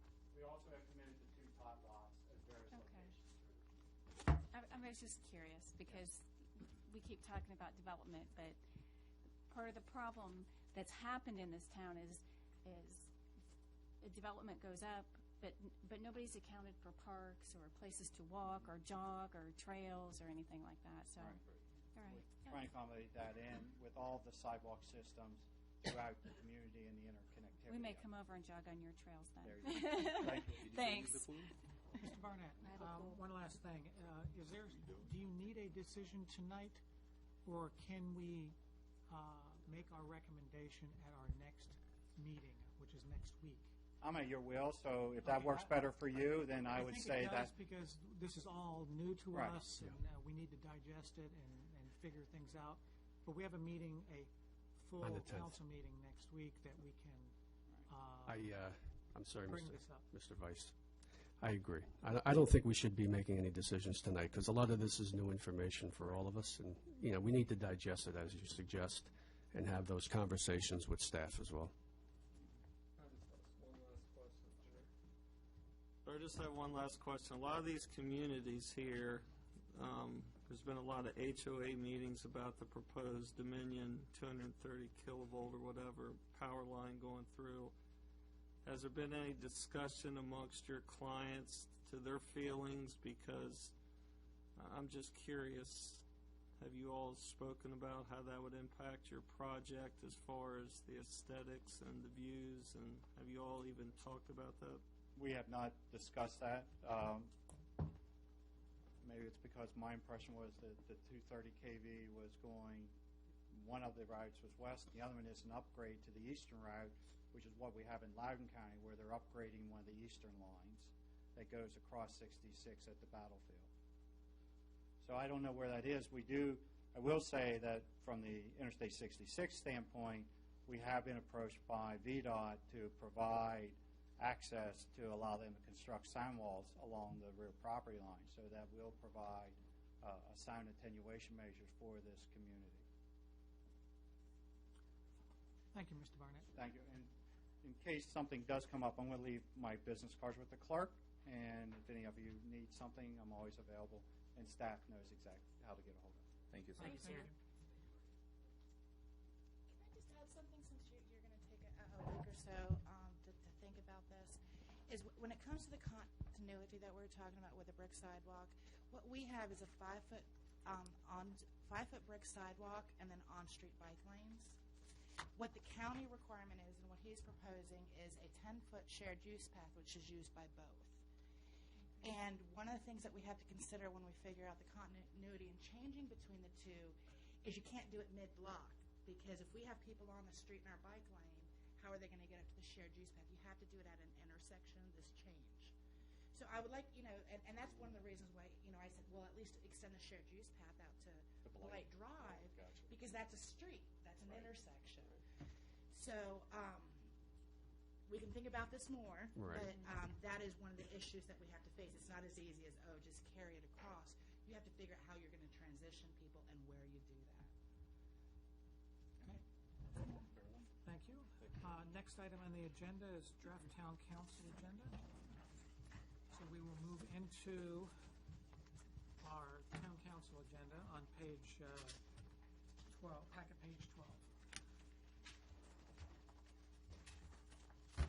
If I might recommend for the minutes acceptance that everyone take a look at these in the next week or so and get back to Jen if they have any changes they want to be made. Remember, our next town council meeting is not next Monday, but the following Friday. Okay. Oh, Mr. Chairman. Welcome. Yeah, I see. Vice Mayor, if you're waiting for them to clear, some additional direction on John Marshall Commons. If you certainly would make a suggestion, is if you just write down your comments or concerns. If you're not able to see the smaller size layouts in your packet, let us know. Again, the suggestion was if you're inclined to take a position at all, you can either take parts of the Planning Commission recommendation, take your own thoughts.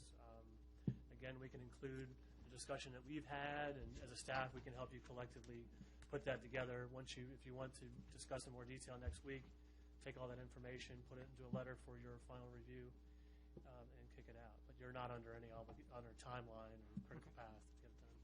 So. But how do we do that, though, Mr. Mayor?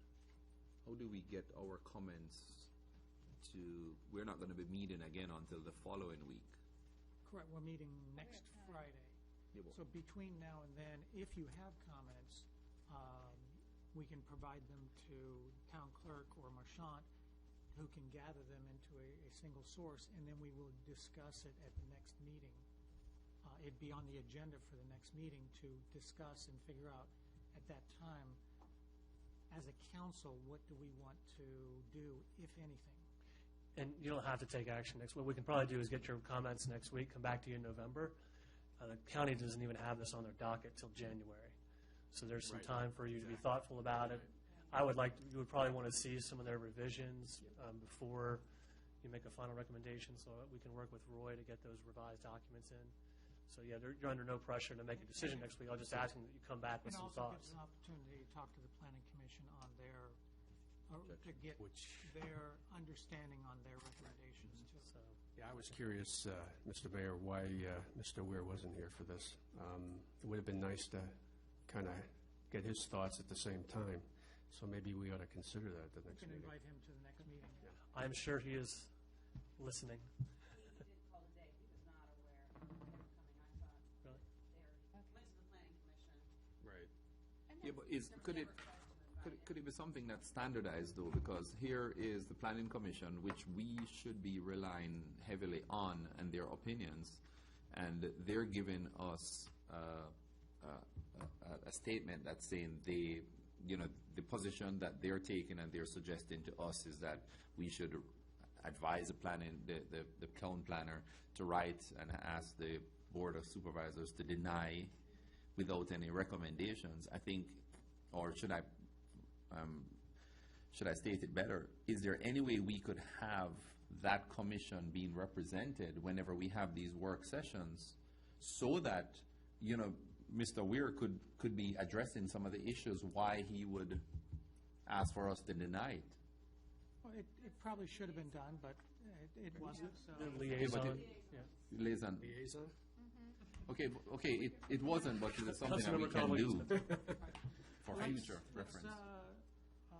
Let's officially ask Mr. Weir to see if he can come to next Friday's town council meeting. Week when after this will next. be discussed, and to give us a little more input on his recommendations, which I read tonight, but obviously there would be questions that we might have for that. I would add to that. When I read that 3 pages, one of the things that came to my mind was, well, what recommendations and solutions would you have for us to make Right. in any retort to this project? So I think if Bob is listening, I think it's very important to come back to us and meet with us at our next meeting, and then perhaps come up with some ideas that make sense for the community, so that we can make a better decision, a better informed decision. And just, I guess, for way of background, in the past, it's typically been a staff-to-staff commentary. It's a little unusual that they've come, and it's great. We've not always had this communication or this transparency or dialogue. So there's a little bit of a growing pain. How do we handle this now that people are formally coming to the commission? We're being formally asked to weigh in on it. So it's a good thing, but you're right, we've got to work out some logistics. So, Okay. Well, thanks. let's go ahead and move along. Okay. Chief, do you have time? I wanted to just ask him. Put the donut down. And I was recorded. I didn't mean to get you when you're walking away. I just had a question. You're sitting here listening to I think we'd be remiss if we didn't ask your opinion. I mean, you're the head law enforcement officer in the town with all this planned community, the streets. How do you see this impacting our current force as far as manpower? Well, for the proposed project outside the town limits, we're under no legal obligation to respond. Can you, yes. But there's certainly a moral obligation because it's the right thing to do in an emergency situation. They would respond, of course. It sounds to me like, just from personal experience, the price ranges of these would result in being fairly minimal. In terms of the traffic, I'm not an engineer, but the traffic circle concept seems to make good sense in terms of the calming effect that it would have with traffic coming in, especially once that becomes a 4-lane facility to the east. And do you foresee, Chief, I know you're pursuing us working closer with Prince William County. Do you think there's any way we could, in working closer with them, be that assistance to them on these calls? I know you've made some steps with limiting our officers just to our jurisdiction here, but is that something that we could look further into, having our officers being able to go outside our line? I think in time. I don't think it's the ripe time to address that now or approach them about that. Right. Yes. But and of course, we're looking at 2 years down the road. So. I don't know that we've restricted them anymore. I've insisted in some accountability there. And I think that, and I wanted to address this later in my remarks, is, we need to reestablish our reputation, our professional reputation, peer-to-peer reputation. And I think we're turning that corner, and I know that there's an excellent relationship peer-to-peer on the street level between the officers.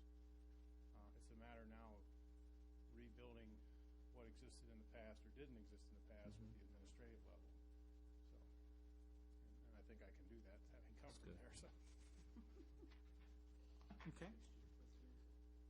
Yeah. All right. As we move forward,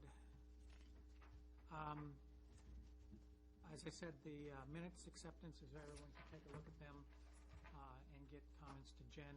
When would you need those by for the next Friday meeting?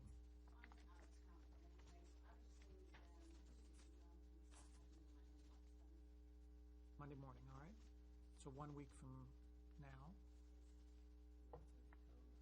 Any comments or changes that you've seen need necessary on the minutes, the council meeting minutes and the 2 committee meeting minutes? On to agenda items. Item A, request council.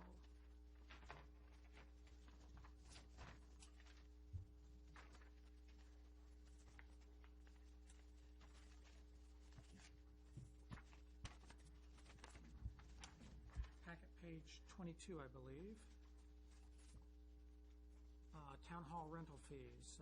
Jennifer, would you like to comment on that?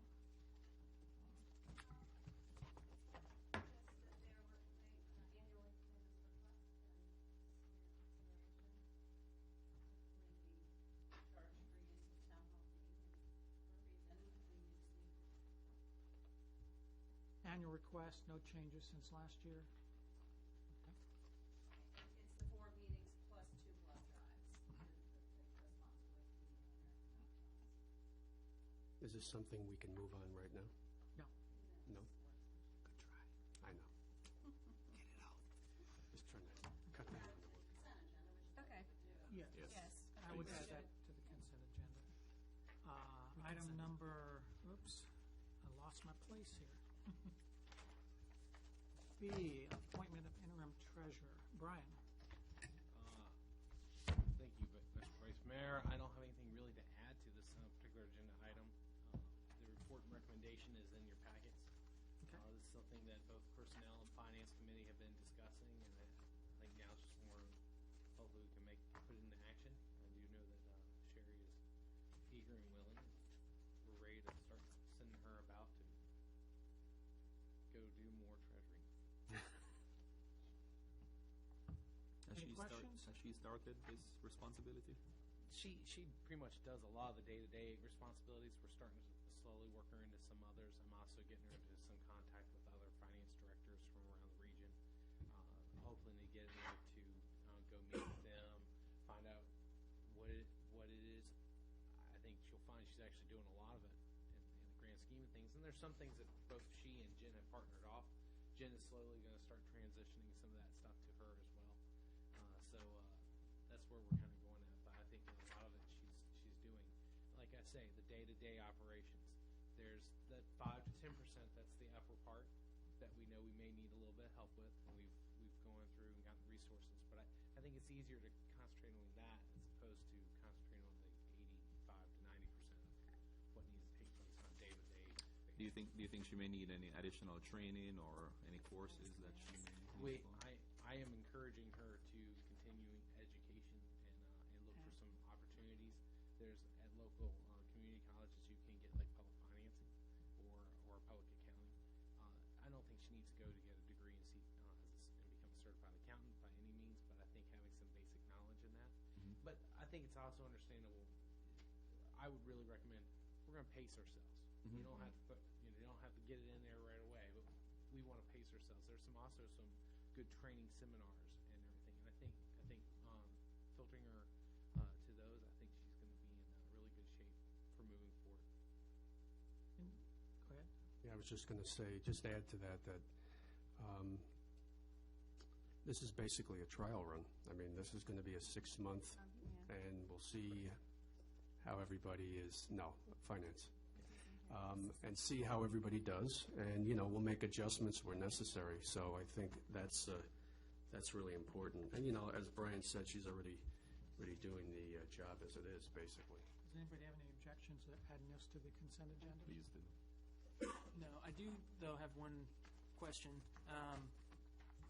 Joe mentioned that it would be on a kind of a trial run, 6-month basis. But I don't see that in the motion. Does that need to be there? Well, I think the biggest thing is let me go to the motion real quick. We designate her as the acting treasurer. Okay. Which I think would designate the fact that she's taking the role on the treasurer, and it's part of the agreement that we've worked. Part of that is also not just, I'll just actually say this because I think it's an important point to make, is part of that 6-month trial is not just the fact of whether or not we think she's working, it's whether or not she likes it. Right. And Which if is she feels like this is not exactly what I thought it was, I've given her the liberty to say that's okay to say that. Yeah, which is a very typical business practice. So in 6 months, we either make a change or make it a permanent thing, part, for Mr. Vice Mayor, if you want, you could put on, as part of the motion of approval, that this will be put on the April 2015 agenda for consideration. I think that's a good Yes, idea. I'm all right with that? Yes, I'll tweak the motion for approval, and then we'll put it in the consent. Yes. Thank you. Well done. In the time, but well done. All right, item number C, capital improvement expenditure, museum roof. Mr. Vice Mayor, I think I have this one as well. This actually was this project came out of the budget work sessions prior to the adoption of the fiscal 2015 budget. This project was also part of the capital improvements plan. It was originally slated to happen following year. However, due to some discussions, it was decided to be moved up and it was placed into this year's fiscal budget. Staff, when the council or the previous council was discussing this project, staff immediately started soliciting estimates. I'm recommending that we proceed forward with Master Metal Works. I have also verified the references from previous customers and have been given highly satisfied reviews of their work and professionalism. So I feel confident in moving forward. And this was the lowest price, right? That is correct. Which is what we need to go with as long as they are qualified. That's correct. I have a very critical question now. Yeah. What color is that roof? Oh, come on. It will be a hunter green roof to match the existing roof. Excellent, excellent. My critical question is, why the range from It's a wide range. 9,900 to 18,800?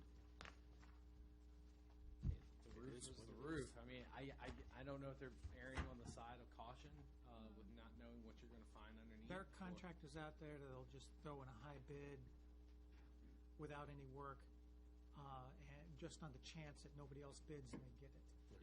Right. It's not uncommon to see that an outlier like that. Right.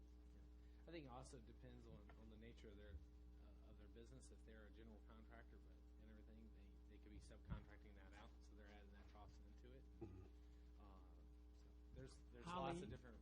Holly, you had something? Yeah, actually, also the fact that it's a metal roof, it's not like, this is not a roof that everybody's used to doing. So if someone submitted a quote that's not used to doing it, their price is going to be a lot higher. That's a good point. So can we just ask a quick question about the warranty on this? I see it's 10 years on workmanship. 10 years on the workmanship, 20 years on material. Thank you.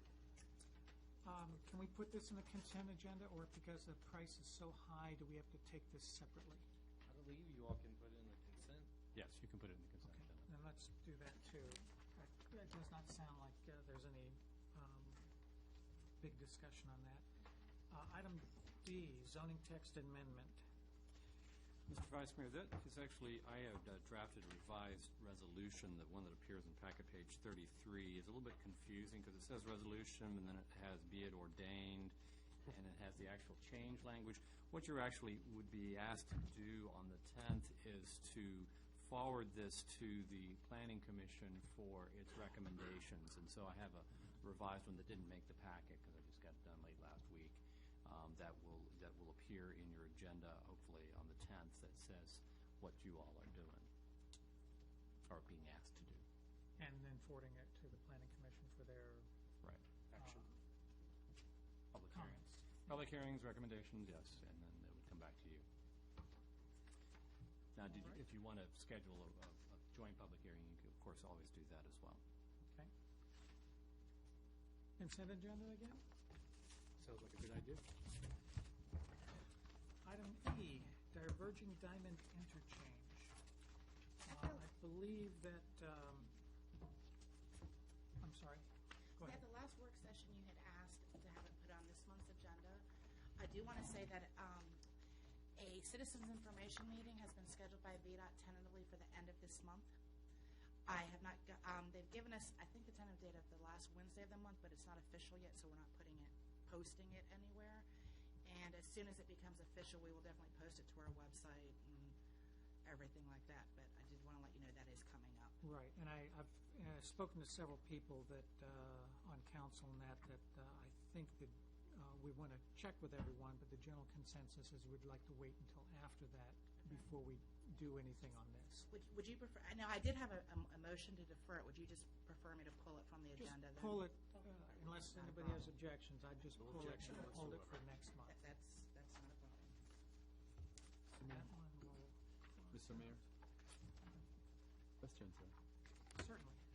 Didn't we agree in the past that we would move department reports ahead of the agenda items so as to get our staff out of here? Yes, and I had talked to the town manager right before this meeting about that, but because most of Holly was going to be here for both of those, and these were going to be fairly quick, which they have been, once we got through our presentations, it didn't make a lot of difference today. But yes, we did think about that.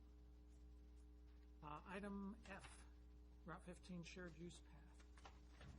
Same concept as you just. Oh, correct. We'll do the same thing with that one and move that to the next meeting. I will say I did put out feelers to VDOT last week to find out the status of some of the requests regarding the pedestrian bridges and possibly a stop condition at the one westbound on-ramp, and I have not heard back from them. So maybe by the next month I'll hear a status on that. You mean the walkway over? Well, we had discussions about doing, but the pedestrian bridges at Heathcote and at 55, but we'd also talked about trying to make southbound 15 stop or something like that with a crosswalk. And they said they would look into it, and I was trying to find out a status and didn't get anything back. Okay, item number G, hunting path. This has just been, I think everyone knows about this, we've talked about it enough. This is just a resolution to write off the remaining balance of $5,300. Unless anybody has any questions. I wasn't going to put that on the consent agenda since it's a resolution that we'll have to read out anyway. Any comments, questions, concerns? Department reports. Vice Mayor, can we get a clarification? It was my understanding what we wanted to, the department reports would be done at each meeting if there were no other citizens. So I thought that the last resolution was not to permanently change the agenda, but to assess each meeting. Correct. Okay. I just want to make sure I was setting this up correctly. And that's and for this meeting, I talked to the town manager beforehand to see what we should do tonight, and that's what we do every evening, or at least I believe the mayor would do that with the town manager every meeting, just to. Okay. So this is okay. Correct. Building officials report. Joe's out sick. He has submitted his report, so take a quick look, see if you have any questions that we can refer to him. Otherwise, we'll move on.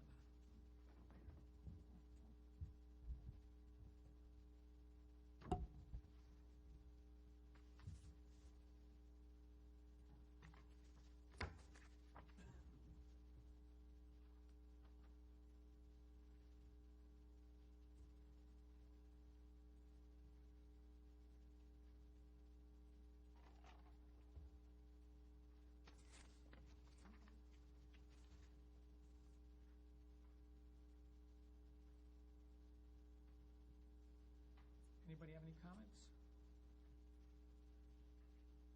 All right, moving on to the engineer's report. Holly? This one's pretty short. In regards to the enhancement project, I think everybody can see that progress has been stepped up. There was cleanup work done for Haymarket Day, so I was really happy to see that. The latest schedule has them completion the week of October 15th. However, I envision it being closer towards the end, like Halloween. They still don't have the light poles delivered yet. What does completion mean in this case? Completion is when after punch out, final completion, everything done. Okay, so yeah, I would agree that. I don't think it's, although the schedule shows, that the last schedule that they gave us showed October 15th, I just don't. But I am not happy, but pleased that the sidewalk was walkable on Haymarket Day. Yeah. Just with, I mean, I think they put the last thing down minutes before Haymarket Day opened. Yeah. And they realized how important that was to the town. Yes. And especially since everything was so behind anyhow, they realized that that is something that had to be done. So, and a lot of people coordinated with them to get that to happen. So I want to thank everybody that did that. It appears that the end of the month might be, or 4 weeks from now, is approximately the time frame that they might be finished. That's what I'm looking at. I'm not getting, I think that their schedule was a little bit optimistic with October 15th, considering they don't even have the light Does poles. that include Dottie's driveway repair? That would. Okay. We did a temporary measure. Yes, I saw that. But that is something that we wanted to get through Haymarket Day, and then we will worry about that type of stuff. But yes, it would be all items and punch out. Okay. That I would hope to be done by the end of October. So I have a question. So the liquidated damages would probably be 2 months' worth, right? Roughly. Without getting into it, they have submitted a request for a time extension. Good. And we have 45 days to respond to it. And I've started working with the town attorneys, and I was going to get back in touch with them this week to try and button up the current request. Now, doing something like Dottie's driveway would cause additional days that I think they would be justified to having, because that was due to a design flaw. So I can see another request for time extension coming in to address something like that.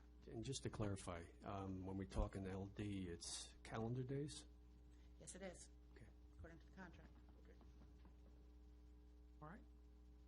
And then if there's any other questions on my report, I can answer that.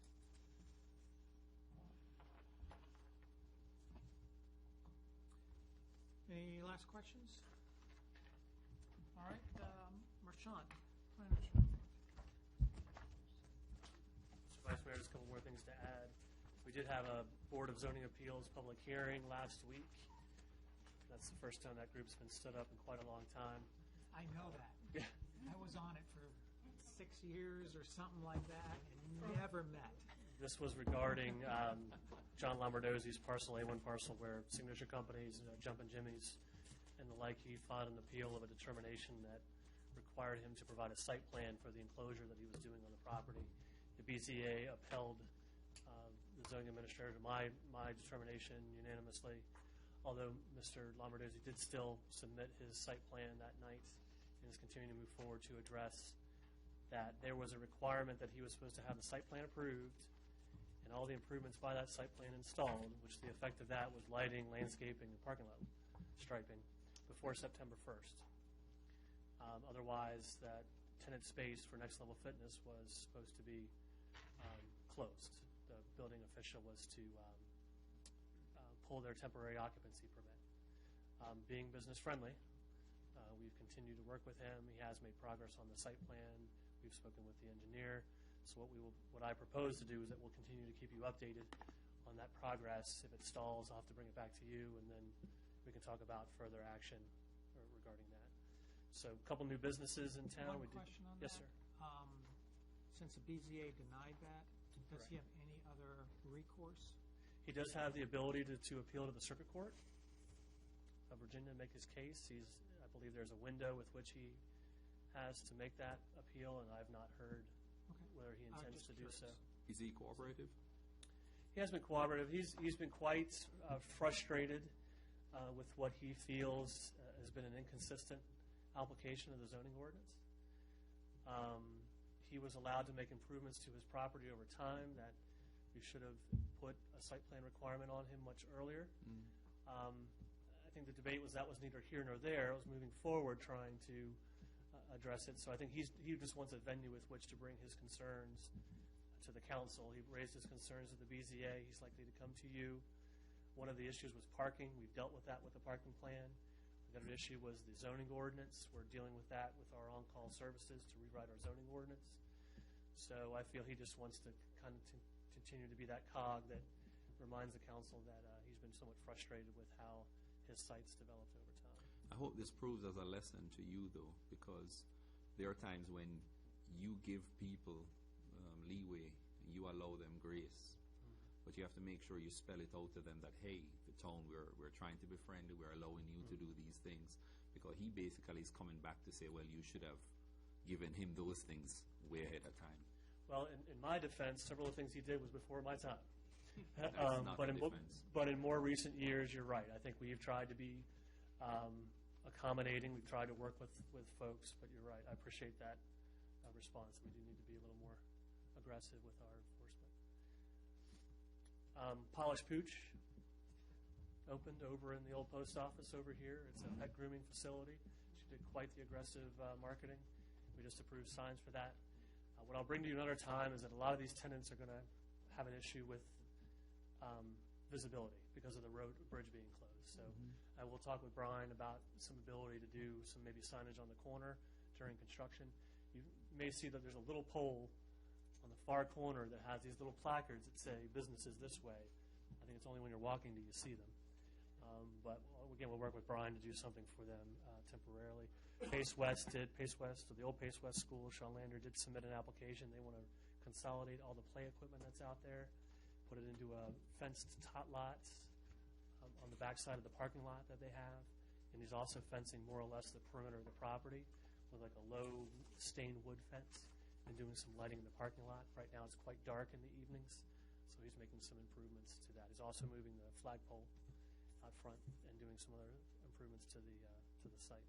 Are there any, I'm sorry, since you just mentioned Sean Laundrie, are there any plans to move that Haymarket sign that's right at the beginning of the villages? Spend the day in Haymarket. Yeah. That sign. Yeah, that sign with it has the, it's just Spend the day in Haymarket. that's the title? Is it the low one that's yellow or the high one that's? The high one. Oh, They've already moved it to Sean Lander's property. yeah. Since when? That was the Boy Scout.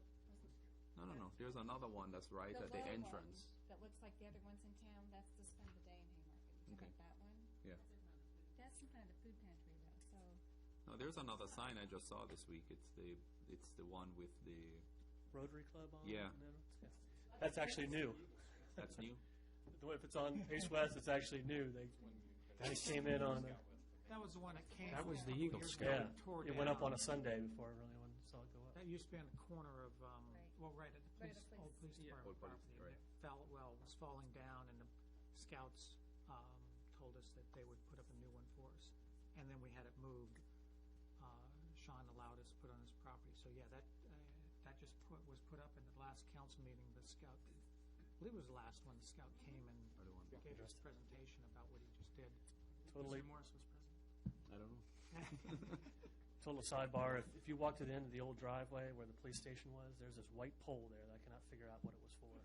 So next time when you walk by, you know what it's for? It was an attempt at installing, we used to always do a banner across the road for Haymarket Day. And it was the most difficult Task. task to get done each year, was to put this banner over the road. Well, as some poles were removed down here, we always had it down here. So we were trying to find places to put it on Washington Street, and nothing was lining up where we could do this. So Jane had that installed. Oh, okay. On one side. Yeah. There's this random 15, 20-foot white pole. I bet you Just kind of sitting there. Like, what is it for? So, anyway. it's probably right directly. I thought it was something a little more dramatic. It's like old air raid flag or something like that. So anyway, a lot of stuff's going on. You see the development plan review. Folks are still being interested. We did get the, I think Brian's going to cover it, the RFP for on-call services, which will help us start attacking our zoning ordinance subdivision and our comp plan. But we do expect the next year to be fairly busy. Have not heard anything else on the project directly across the street. It seems to be one of those perpetual next week. Did speak with Rebecca Pardo, did I say her name correctly? Next to the Madison Shops on Madison Street. That's that gray house that's become quite prominent now. We've spoken to her about some ideas maybe to dress up that site while I believe she's interested in trying to redevelop it. So Jen and I were talking to her about getting some folks together, maybe go out there and address that. But we'll bring that to you at a later date. The That's hope zoned- is, what's that? Zoned commercial, correct? It is zoned commercial, but the blight has become quite noticeable since the sidewalks have gone in, especially when the front steps were taken off the porch there. So pretty much that's it. We're continuing to see interest in the town. Thank you. What about the junk still sitting out behind the food pantry that's been there for a good 2 months? Supervisor, like a supervisor called him. Yeah, that's council member called. Not supervisor. This is what happens when you work for Loudoun County. All the names change. You brought to me several months ago that there was furniture out behind the food pantry. I went and spoke with Mary Lou Scarborough. There was an effort underway to have someone come in and do the renovations, and they were going to bring a dumpster, and that stuff was going in that dumpster. I believe there's been some delay on getting the contractor in there, but nonetheless, thanks for bringing it up again. We'll that check on dumpster, I think, missed the town because it's Yeah. still sitting out there. And it's the old map files, it's the old metal file cabinets and stuff like that. I'm sorry you continue to look at that. We'll figure it out. Thank you. Yeah, apologize. I actually thought it was already handled. I hadn't detected. It was there before I left for this meeting. Hey, what's the status of the parking study? It has things before it. They've submitted their final draft. I believe we're looking at it one more time, and they'll be presenting it to the commission, the planning commission at next month's meeting, or this month's meeting. Anything in particular you'd like to share now, the preview? It's as we thought. There's a necessity to better address parking. They've done a really good job. I think what was interesting is we have over 1,600 parking spaces in town that are available on any given day, which seems odd given the small size of the town. And they did verify that the high turnover businesses like Giuseppe's and others does have a deficiency in parking. Right. I believe they are recommending some, looking at municipal parking strategies. They did a lot to also talk about, and I believe you were part of this discussion, pedestrian connectivity, providing some better interparcel pedestrian access. So they've adopted that as part of their recommendation. But they've done a comprehensive list of all the list of uses that we've had and done a better job of what's a reasonable amount of parking. Right. And any that parking ideas used for traffic calming, is that still part of the mix? On 55? I believe it is. So that what they've done is said, okay, here's kind of the base document that you wanted us to, the base recommendation you wanted to look at. If you were to continue to talk about parking, here's some other areas you may want to look at, and that may be a different exercise. So, but it's a good product. We're anxious to bring it to you and get it adopted. All right, thank you. Police report. Chief.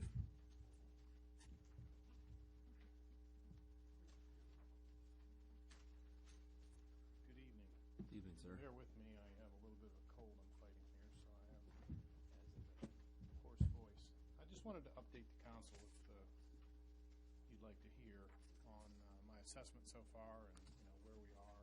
I know I've spoken to several of you individually, but collectively I haven't had the opportunity to. First and foremost, I thought it would be important to tell you that I think that you have a very good police staff here.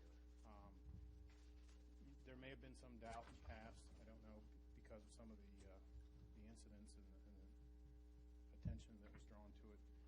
But the staff that you have here, I think, I'm convinced, are all here for the right reasons and want to do the right thing. And so far, the reception has been very good in terms of them wanting a sense of direction and the direction I'm trying to steer things in. So I think that's very good news. I would hope that's good news to you. And brings you some comfort in terms of who's out here every night carrying a badge and a gun and carrying out the police work when none of us are awake. I've tried to change the focus and bring it back to a small community police force concept. First and foremost, is to decide what our priorities are, and I've tried my best to get their input on that and get that buy-in that comes with it. But things such as the core mission, the relationship with the community, what we can be good at, and what we're not. For example, and this is no reflection on any of them or any of us on the department, but we're not suited to handle homicide investigations and serious crimes of that nature. But we certainly can and will be, if I have anything to say with it, excellent first responders. That everybody in this community should be very comfortable with the first officer that shows up, which is probably going to be a Haymarket police officer. And it's very much like what goes on in the county, where a patrol officer at a beat is that first responder, and they may get more experience than the town officers do, but they do the same things. You know, they know how to get there, contain the scene, establish a perimeter, call out a lookout, do all those first responder kinds of things, render first aid, etc. So I want them to be good at that and stop pretending, and I don't know that any of them individually pretended, it's just some of the policies and previous guidance would suggest maybe they bite off more than they could chew. And the citizens suffer from that, really. So let's get good at what we can be good at, and that's the desire. The bearing, I know that was mentioned to me as I took the job, you know, on what are the priorities? Is it traffic enforcement, which has always been the reputation? I certainly see a place in this department and in this community for traffic enforcement. You want it to be pedestrian friendly, which means it has to be pedestrian safe. So I don't think we could take our foot off the gas pedal with respect to the violations that impact that safety aspect. But some other things, like how frequently they're out on the interstate and such, you know, there is room there to change direction. And with that bearing and that professional image, you know, where we want to maybe take it, I've instituted a process now to change the uniforms. They have been wearing, still are until we get the new ones, but the black BDUs, or Class B, if any of you have any military familiarity. I just don't know that that's the best image for a small community. I don't know how professional that looks. It has its place for certain assignments, but I just don't know that that's what we want. So we're going to transition to gray, traditional Class A uniforms like this. And I have to share with you a super secret. This hasn't gotten out.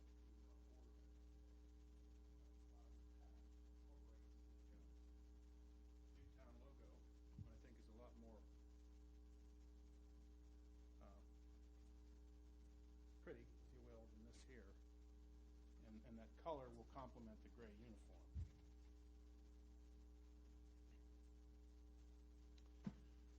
I've made it through 7/8 of the general orders. As I've told you before, that they existed, but there was a lot of revisions and things that occurred over the years, and some of them needed updating and some outright changes.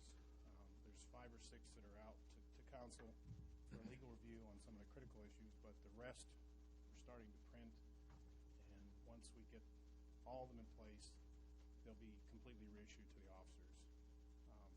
Amongst them is a pursuit policy that's different than in the past. They had a pursuit policy. It was kind of wide open. It said all the right things, but there was sort of an opening there that didn't constrict those like I think is good police business in a congested area as Northern Virginia is today. And what we'll adopt is very much parallel to what Prince William County has. Working on files.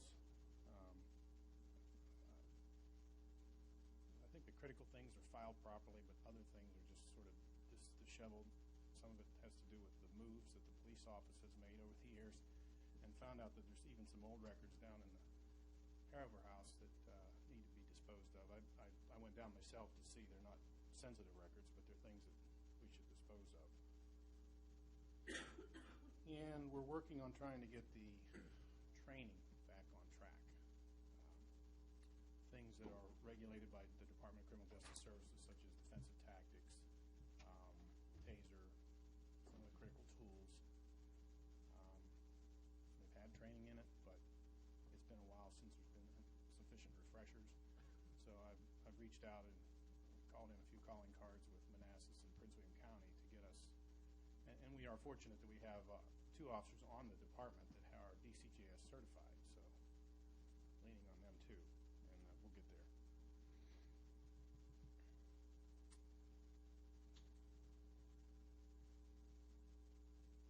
I just wanted to mention Haymarket Day, and I thought that was a good demonstration to me in terms of what I said at the beginning about the staff, how committed they are. You know, most of them work a 14-hour day without complaint, and we got through that day successfully with several thousand people here. And the worst crime we had was a telephone stolen from somebody, and to that victim, I apologize, that was something bad, but in the grand scheme of things and what could go wrong that day, that's pretty good. Had a few parking issues, had to tow a couple cars, but all in all, it went pretty smoothly. I certainly have some things to talk about at our debrief later this week for my successor in the years going forward, but I thought they did a great job that day. So, take any questions you have. Questions? I see foot patrol here, item 31 on your report. What exactly is that? In some cases, it's officers getting out in the subdivisions. In a couple occasions, it's me just walking up the street during the day. It's just a variety of trying to encourage them to take opportunities for that. And in the future, I'd really like to explore the idea of perhaps a bicycle patrol, because I think that would be very useful in some of these communities and enhance that approachability to kids and residents and visitors and patrons in the businesses in the town. So. I just see the number 1 beside it. I don't think it's actually captured like it should be. I know your intention. That's good. Thank you. Anyone else? Yes. Anybody? No? I just want to thank you for your thoroughness and bringing, I think, even more than maybe what we've even asked of you in your report. I appreciate that and glad to hear just what's going on, get a good update, and just want to thank you for that. Thank you. And I'll turn it around to the officers. As I told them, if you're coming into this assignment like I was, to find that the staff is operationally pretty sound, and it's a matter of getting the administrative process to catch up, is a lot better than the reverse, I think. Right. I just want to commend the officers. I think they're doing a great job. I think you're the right person to lead them. I've lived here a long time. I've noticed a lot more professionalism where they're not, out of the bounds of the town. And I'm hearing good things from the community. It seems like it's really calmed down. So I just want to add what Councilman Wood said. I think you're doing a great job. And I think we're starting to turn it to where it's a credible organization and not the latter. So, and that's under your leadership. And the officers, I think, are doing a great job as well. Thank you. Appreciate hearing that. I'm sure they will too. Chief, I was struck by what you said during your brief about what we want. I like to hear that. I think that was great. You're all in, and I really appreciate that. So I was very happy to hear we. Relative to the training, the additional training, you mentioned it briefly, but to get as good at what we're good at, what type of additional training do you foresee as necessary? It's starting out rather piecemeal, but to have some subject matter experts come in and address them. We have a monthly unit meeting or department meeting. It's on the day we all go to court in the morning, so it just naturally transcends to a convenient time that day to have a staff meeting. So far, we've done OC spray, but some of the topics that are on the agenda are to have a canine officer come in and speak to their limitations, their abilities, and how they like to see a perimeter set up, some of the safety aspects of that. Community Services Board to come in and talk about the recent and significant trends related to mental health and the trend in that business with respect to crisis intervention teams, and how to handle those type of the population with the least force, struggle, other options that are available leading up to that. Child safety and child investigations. There was an incident here a year or so ago where the town officer was a little slow in recognizing some things, and in his defense, he was basing it on the information from the medical professionals. But then it became a county case, and they had to come and sort of reconstruct it from the beginning. So those are some examples, along with defensive tactics, taser recert, et cetera. Okay. I like the idea of the bicycle patrol. I think that's a great idea. And it's nice, I've noticed the patrols a lot more than in the past. And it's a comfort to see the officers going around the different communities. So it would be nice, and I'm not sure if it's a challenge to get them out of the car and get out on foot because of potential responding, if there's a call or something. Not sure how you would plan and execute that, but I think that's a great idea. So thank you. When they get in their new gray shirts, they'll be happy to get out. Thanks, Chief. Thank you. All right, thank you, Chief. Thank you. Thank you, sir. Treasurer's report. Mr. Vice Sherry's Mayor, not here. Sherry is on vacation this week, so one of the things I just had, if you have any specific questions, I can make sure that she'll be able to be in attendance at our next regularly scheduled meeting. Yep. The number one bullet is the one I like to hear. Yes. At the end of the first quarter, the budget is on target in each department and overall. It's always a good thing to hear. I do have a question about the tax bills going out. Are we making sure that we have the waiver in there? I guess that's probably not the right word. Due date? The due date, yeah. Oh, yeah. The penalty, for lack of a better word. It's, according to the bullet point there on page 52 of your packets, these real estate tax bills will go out. The new due date is 12/5/2014. Correct, Amundo. But the penalty would not be due until Right. March, which was the original. and will that be mentioned in that packet? It's not a packet, it's Well, a mailing. I mean, yeah. would you like us to mail? Yes. I think that makes sense, so people understand that if they don't make the December 5th date, they have that grace period until March. And it was one of the concerns of one of our citizens, too. I mean, if that's not too problematic. That the date would be affected, and I think with us adding it, that it's not, there's no penalty until that date. I think it would be good for our residents to know that. Do you want the resolution attached that you passed, or? Oh, I don't think so. There's a reason, Right. there's some very important information that goes on the real estate tax bills. We're very concerned about adding that. We know we're not gonna assess the penalty. We were concerned about adding that blurb, that we would take that away from the message Yeah. we're trying to get through to them. The So change. please understand our thought on that. We have not mailed them out yet. We can certainly add it. There's gonna be a lot of information on that one bill. Or my other thought is to add the resolution. Could you do, like, Big task, but we can certainly make any of it happen. Or is it just something you put on the website or have the We're information not gonna here? assess the penalty, that's the bottom line, Right. and that's sort of our mindset is Right. the hardship of that Here's is the if we thing, were assessing here's the penalty. thing. If you tell them they've got 3 more months, they're gonna take it. Yeah, but we're not gonna assess the penalty, but I think we should, in offering courtesy to them, let them know that. I'm not thinking. could we just type a small piece of paper, something that'll fit in the envelope? Are these envelopes that are being sent out? Are they? Okay. I mean, and we're What would be the we're easiest stuffing way the to do envelopes, it? right? Basically doing it all herself, so, It's a lot of Approximately stuffing. how many? we have 580. Yeah.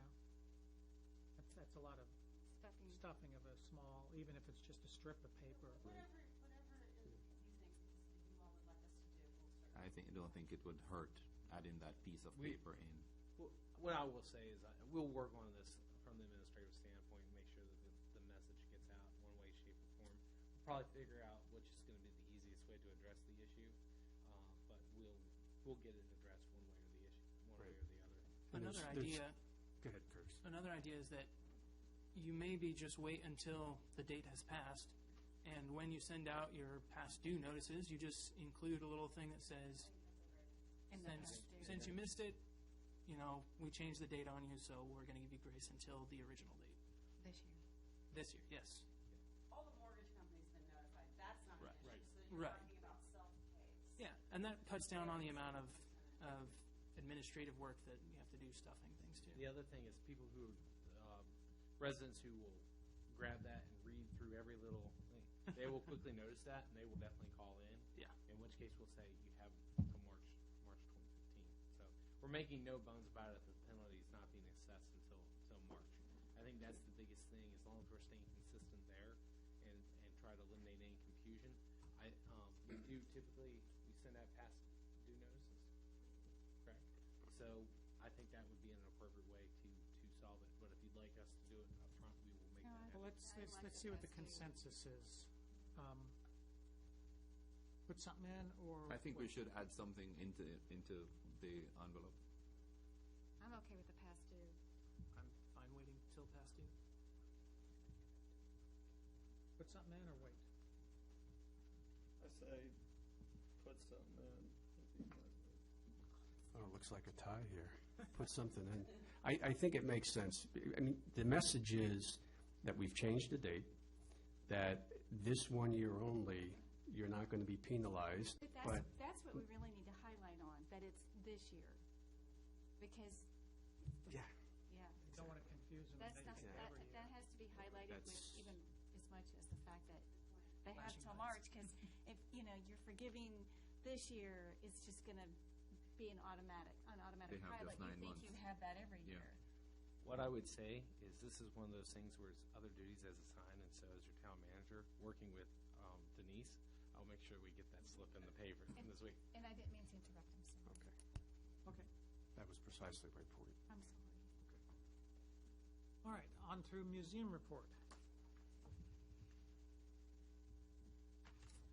Once again, Denise cannot make it this evening. I told her I think that would be okay. Most of the report was actually generated by Tina, who is a volunteer and has helped out immensely while Denise was away. And so she's provided the report. If there's any questions, like Denise said, she'd be happy to be here on a regular meeting. Otherwise, Well, you can just welcome her back. well, we have been welcoming her back. It's been nice to see her.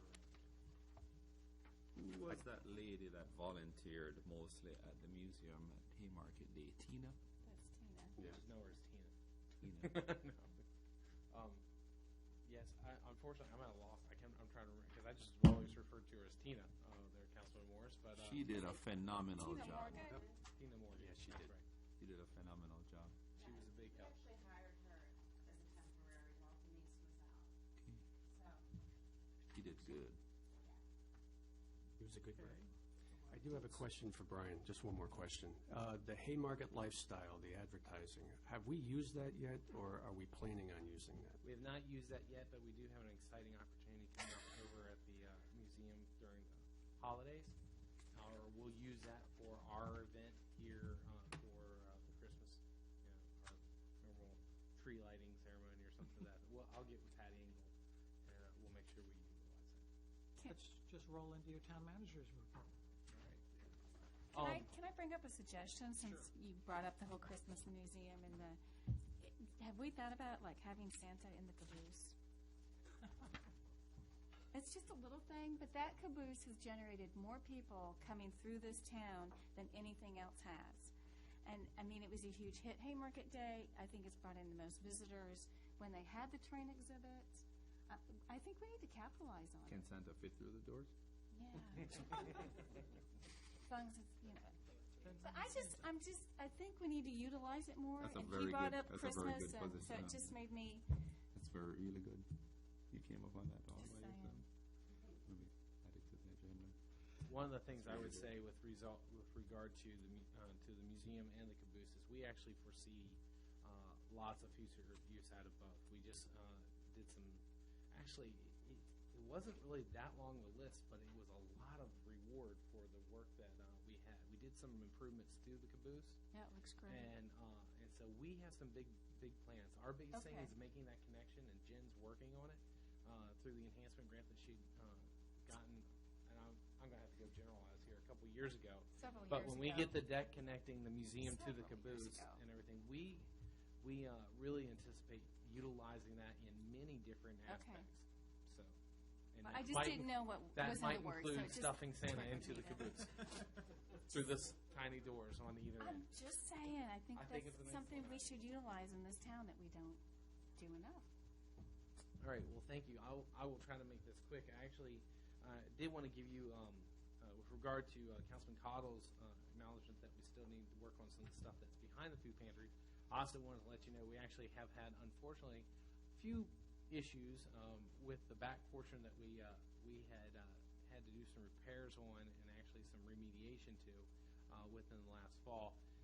We just have some cracks in that are and voids around the windows. And so I've already gotten with our public works contractors, Genesis. They're already assessing it. We're going to seal those up, do some spray foam insulation. We've had some leaking through those voids. So just a little dampness in the back room. If you remember, that those two back rooms are actually got it completely bare down to the walls. Mainly we left it that way with the idea that we can always come back and do something with it, but for right now, till we really get going on the hair-over study, we know what we want, what our future use and what our future plans are with the buildings. There's really no use to really put a lot of money and expense into renovating those rooms. So we are going to take care of that problem because we don't want to deal with water and moisture any more than we have to back there.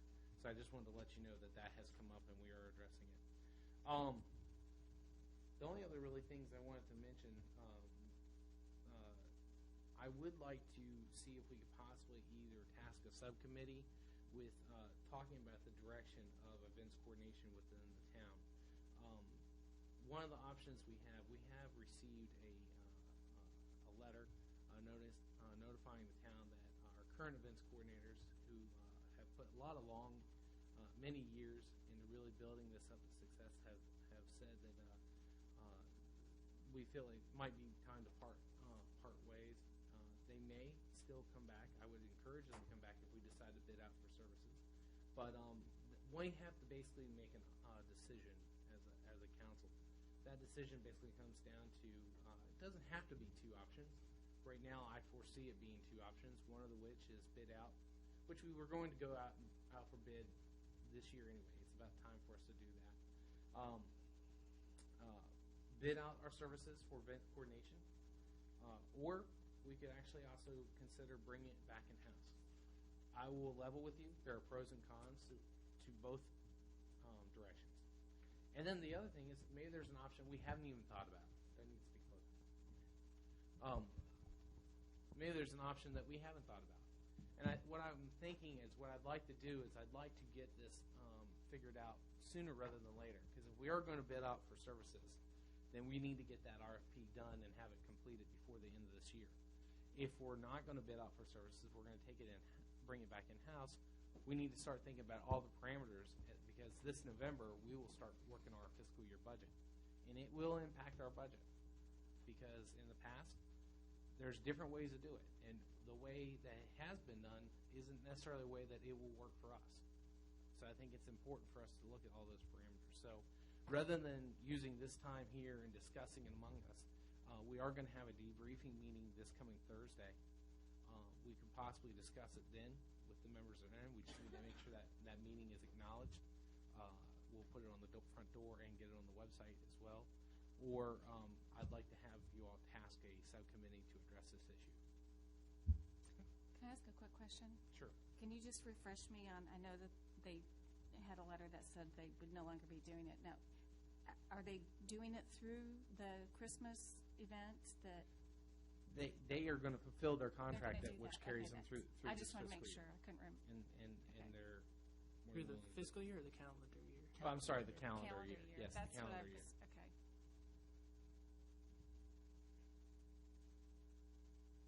So you want to hear from us? Yes, I would suggest maybe not now, rather than just going off on a general discussion at this point. It might be better to maybe task it to a subcommittee. Mr. Vice Mayor, in the mayor's absence, you can task that subcommittee if you'd like to. But you, basically, one or two council members, and I think there's staff members that are also I think have valid mainly because some of them, even, I would even suggest it would be helpful to have Marchant. Marchant's worked with the Haymarket Day. And I think the bigger thing is it's not just about Haymarket Day. I think our big focus, if you're going to bring it in-house, our big focus for next year at least has to be Haymarket Day, because it's the first time we've done it as an administrative body in 4 or 5 years. And so we need to get back into the swing of things before you start entertaining other events. Now, that doesn't mean like Earth Day. We could probably still pull something off, but we need to figure out how we're going to organize that. Would one of the things, I don't think tonight would be a good night to go into because of time, but are we thinking about paring back how many events we have because of one of the emails I read is one of the citizens was upset because it backed up traffic, and I can appreciate that. It was very crowded. It was a beautiful day, a lot of people. So, but there's always little things. But I guess my question is, I think before we can make that decision, we need to decide how many events do we want to have a year. Do we want to be, every season event or twice a year? I think we really need to look at kind of bringing the whole thing up to speed with the time in which we live and the traffic. I'm all for events. I think they're healthy, especially they promote the walking town. But I think maybe we need to look at just how many events are we going to do a year, and then that would really kind of determine maybe in some regards which direction we go. So that's just some thoughts I have. If I can just kind of respond to Councilman Cottle's comments, I think one of the things, I think they're very valid points. Actually, if anything, I think really the truth is for you all as a council at this point in time, it's not so much about, because if whether you hire events coordinators or we decide to bring it in-house, that's ultimately our decision. If you could bring in an events coordinator and say, we want you to concentrate on one event, or you could bring in an events coordinator and say, we only want to shut down the road for one time a year, but we want to have other events in various different locations throughout the town. In other words, it's really, that's a question we can all bounce around. Really, at this time, I would just advise you that I think our biggest consideration is which direction do you want to go? And from my standpoint, in trying to help you I just need you all to figure out the what you want to do, and I'll kind of help you figure out how we're going to do it. And that's not to put it back. I'm just saying that as I've been thinking about the same thing, I think those are very valid points. But I think from the standpoint of where you all sit today, we really just need to figure out: do you want to go to having a third party do it, or do you want to do it here in house, or do we want to create a position? I mean, I don't have all of those answers, but what I'm saying is I think between all of us and even some critical feedback from residents, we can figure out what we think is the best way to go. Yeah, I think that's where, your idea of having a planning for the next 10 years, a planning thing, because let's just suppose for a minute the 22-acre project goes in. We're just hypothetical. The 7 acres up here, the roundabout, the John Marshall's Common. Now, when you're hosting events, like in my neighborhood, people couldn't get out of their neighborhood because it was into the parade route. So Sean was nice enough to let people drive across the grass. Right. So I just think it's coming a point in time, I totally agree with you which direction, but I think it really needs to start with what type of events do we want to have, because that will determine how much help we need. We may need a lot of help. At least those are my thoughts, because the town's changing, but it's not. I think we need to adapt. So, probably said more than I should. Set up the committee and let's roll with it. Do we have 2 volunteers to be on the committee? 2 council members? I will. No, you're chairing. We have one. Well, when is the meeting scheduled for?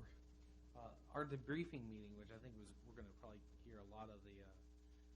One of the things in talking to our chief, I know that's going to come out in the debriefing meeting is, it's one of those things. This is a good problem to have. Well, you know what? Just for the sake of humor, we've gotten too big for our britches. I mean, it's a good thing. You forgot the question. I know. Thursday, what time? I'm sorry. Thursday, that meeting is what at time? This guy has Thursday so many at 4 words. o'clock. Okay. Thursday, 4 o'clock. Thursday at 4 o'clock. I would Question volunteer, answered. but unfortunately, I'll be in Baltimore. You don't, being a volunteer doesn't mean you have to be at that meeting. Well, I was, The debriefing is, Well, I I understand, can't. but it I'll be makes sense. working. I might be able to come over. How long do you think that'll? Well, the subcommittee meeting can be scheduled at a different time. Right. This is just going to be a debriefing, which I think will be important information that Mm-hmm. you would be able to take to a subcommittee meeting. I was planning on going to the debriefing, Okay. so I can always, one of us can give you an update on that sort of stuff. But I don't think you don't have to be at the debriefing to be on the committee, which Right. goes through that. So if you wanted to also do it. Okay, Okay, Joe. we'll do it. Okay, not a problem. Just All can't right, do it Pam and Thursday. Joe on the events committee. And then I have some questions for him, too. Go ahead.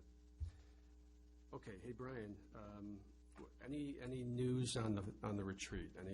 Have we solidified the dates for that, where we do our visioning? Oh, I was going to get there. I just haven't.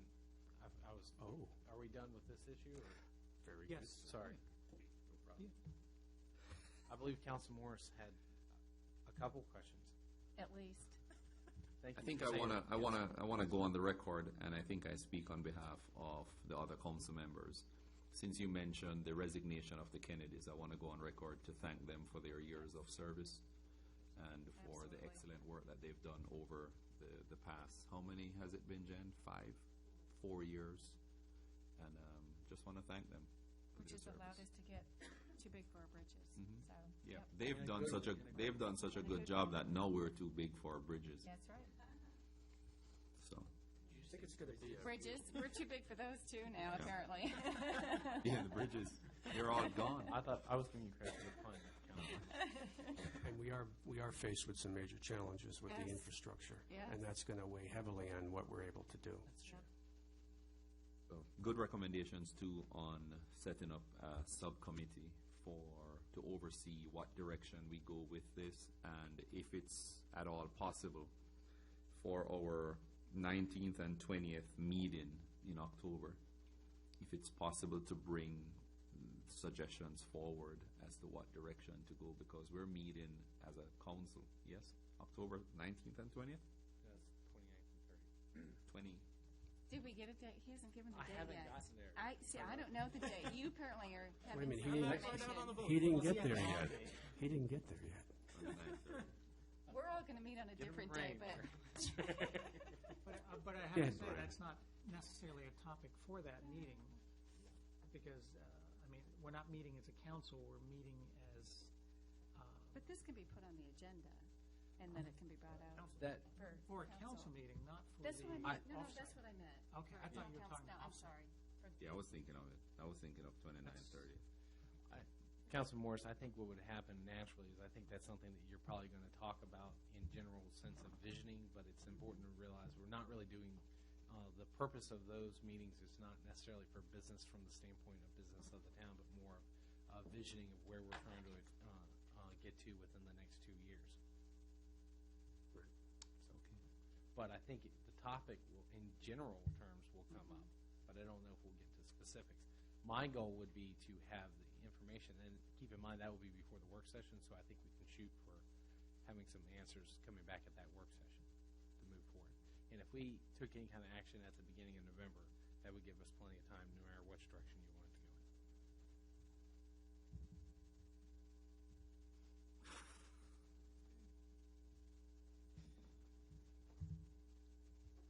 I think that's the only question I had for your. But you have some more things to say, and then I'll have some more questions. Right. Is there any other issues about that? I know that's an open-ended subject. Only other things I will cover, I'll cover the hot topic. The retreat, we have reached a consensus on time. We have that scheduled for Wednesday, October 29th, and Thursday, October 30th. We are looking at the times of roughly 4 to 9, possibly both days, but we could push back the Thursday time if we needed to. That's the last Wednesday and Thursday of the month. It works out well because there's 5 weeks in October, so we kind of stay out of the way of some meetings, even though we would have the work session that Monday evening. Where? Right now, as of right now, it will probably be here. It'll be locally. We won't be going away. We may look for an off-site on the Thursday, but for the most part, we'll probably be meeting upstairs in our conference room. And that'll be Mike, I'm sorry? Mike Chandler. Mike Chandler, yes, will be facilitating us. Our upstairs conference room will be ready? Yes. You can sit in there now. It's just lots of patches on the wall. So, but the conference room, the table looks great, and the chairs are coming.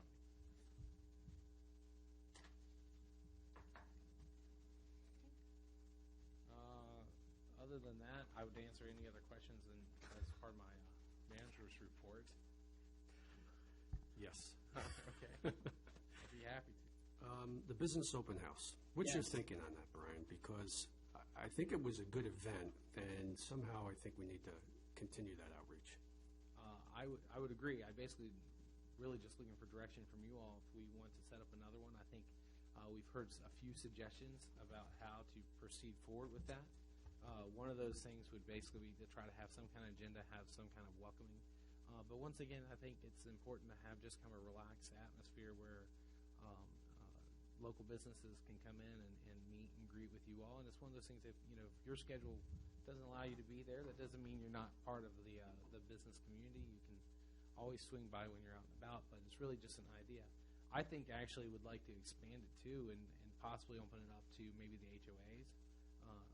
Not necessarily at the same time, but do the same kind of concept with the HOAs and allow them to talk. And then also, while I'm kind of just going off the top of my head here, using as many words as I possibly can, Councilman Morris, is also I had this envision go out to some of the neighborhoods, and we have a tent. We can just, obviously we're getting to a time of year when it's not going to be as conducive to do that, but when spring rolls along, what better way to go out than go out and just set up the tent on identified location, invite residents to come out and talk to us. Block party. Is there a way that the town staff could come up with like a mailing list of all the HOAs? Because I know with this whole Dominion trying to right.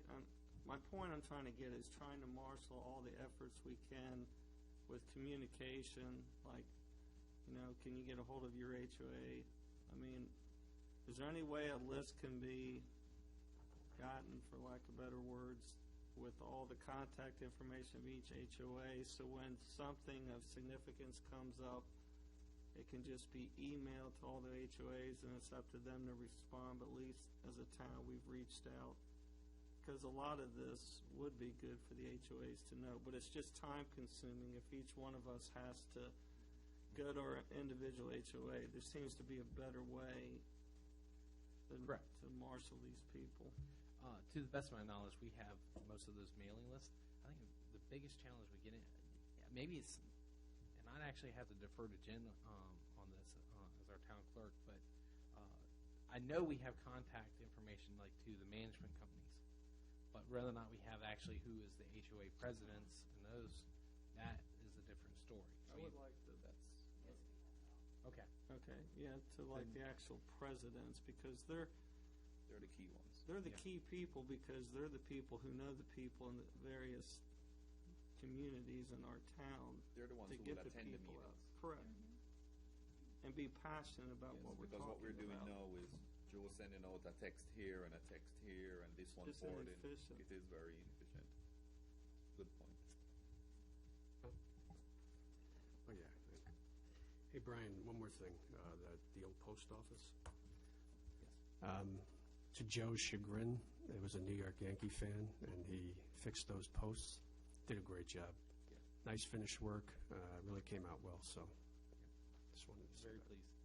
Tenant is very pleased too as well. You have a note here on the Hanover Master Plan asking whether or not it should go to the Public Facilities Committee to review the proposals and conduct interviews, or if we'd rather just have the staff handle it. Pros and cons of that? I'd actually, Mr. Vice Mayor, I'd have to refer that back to you all. It works well. I think when we have handled it, we go through, it's not that you all don't know, you all know questions and you come up with great questions as well. I think it kind of expedites the process a little bit because our schedules are during the day. I mean, for the most part, we're not asking you to tear away from your own personal work schedules to try to be here. We can certainly do that. The only reason I even made the suggestion with regard to the Hariver property is Hariver property is a public facility.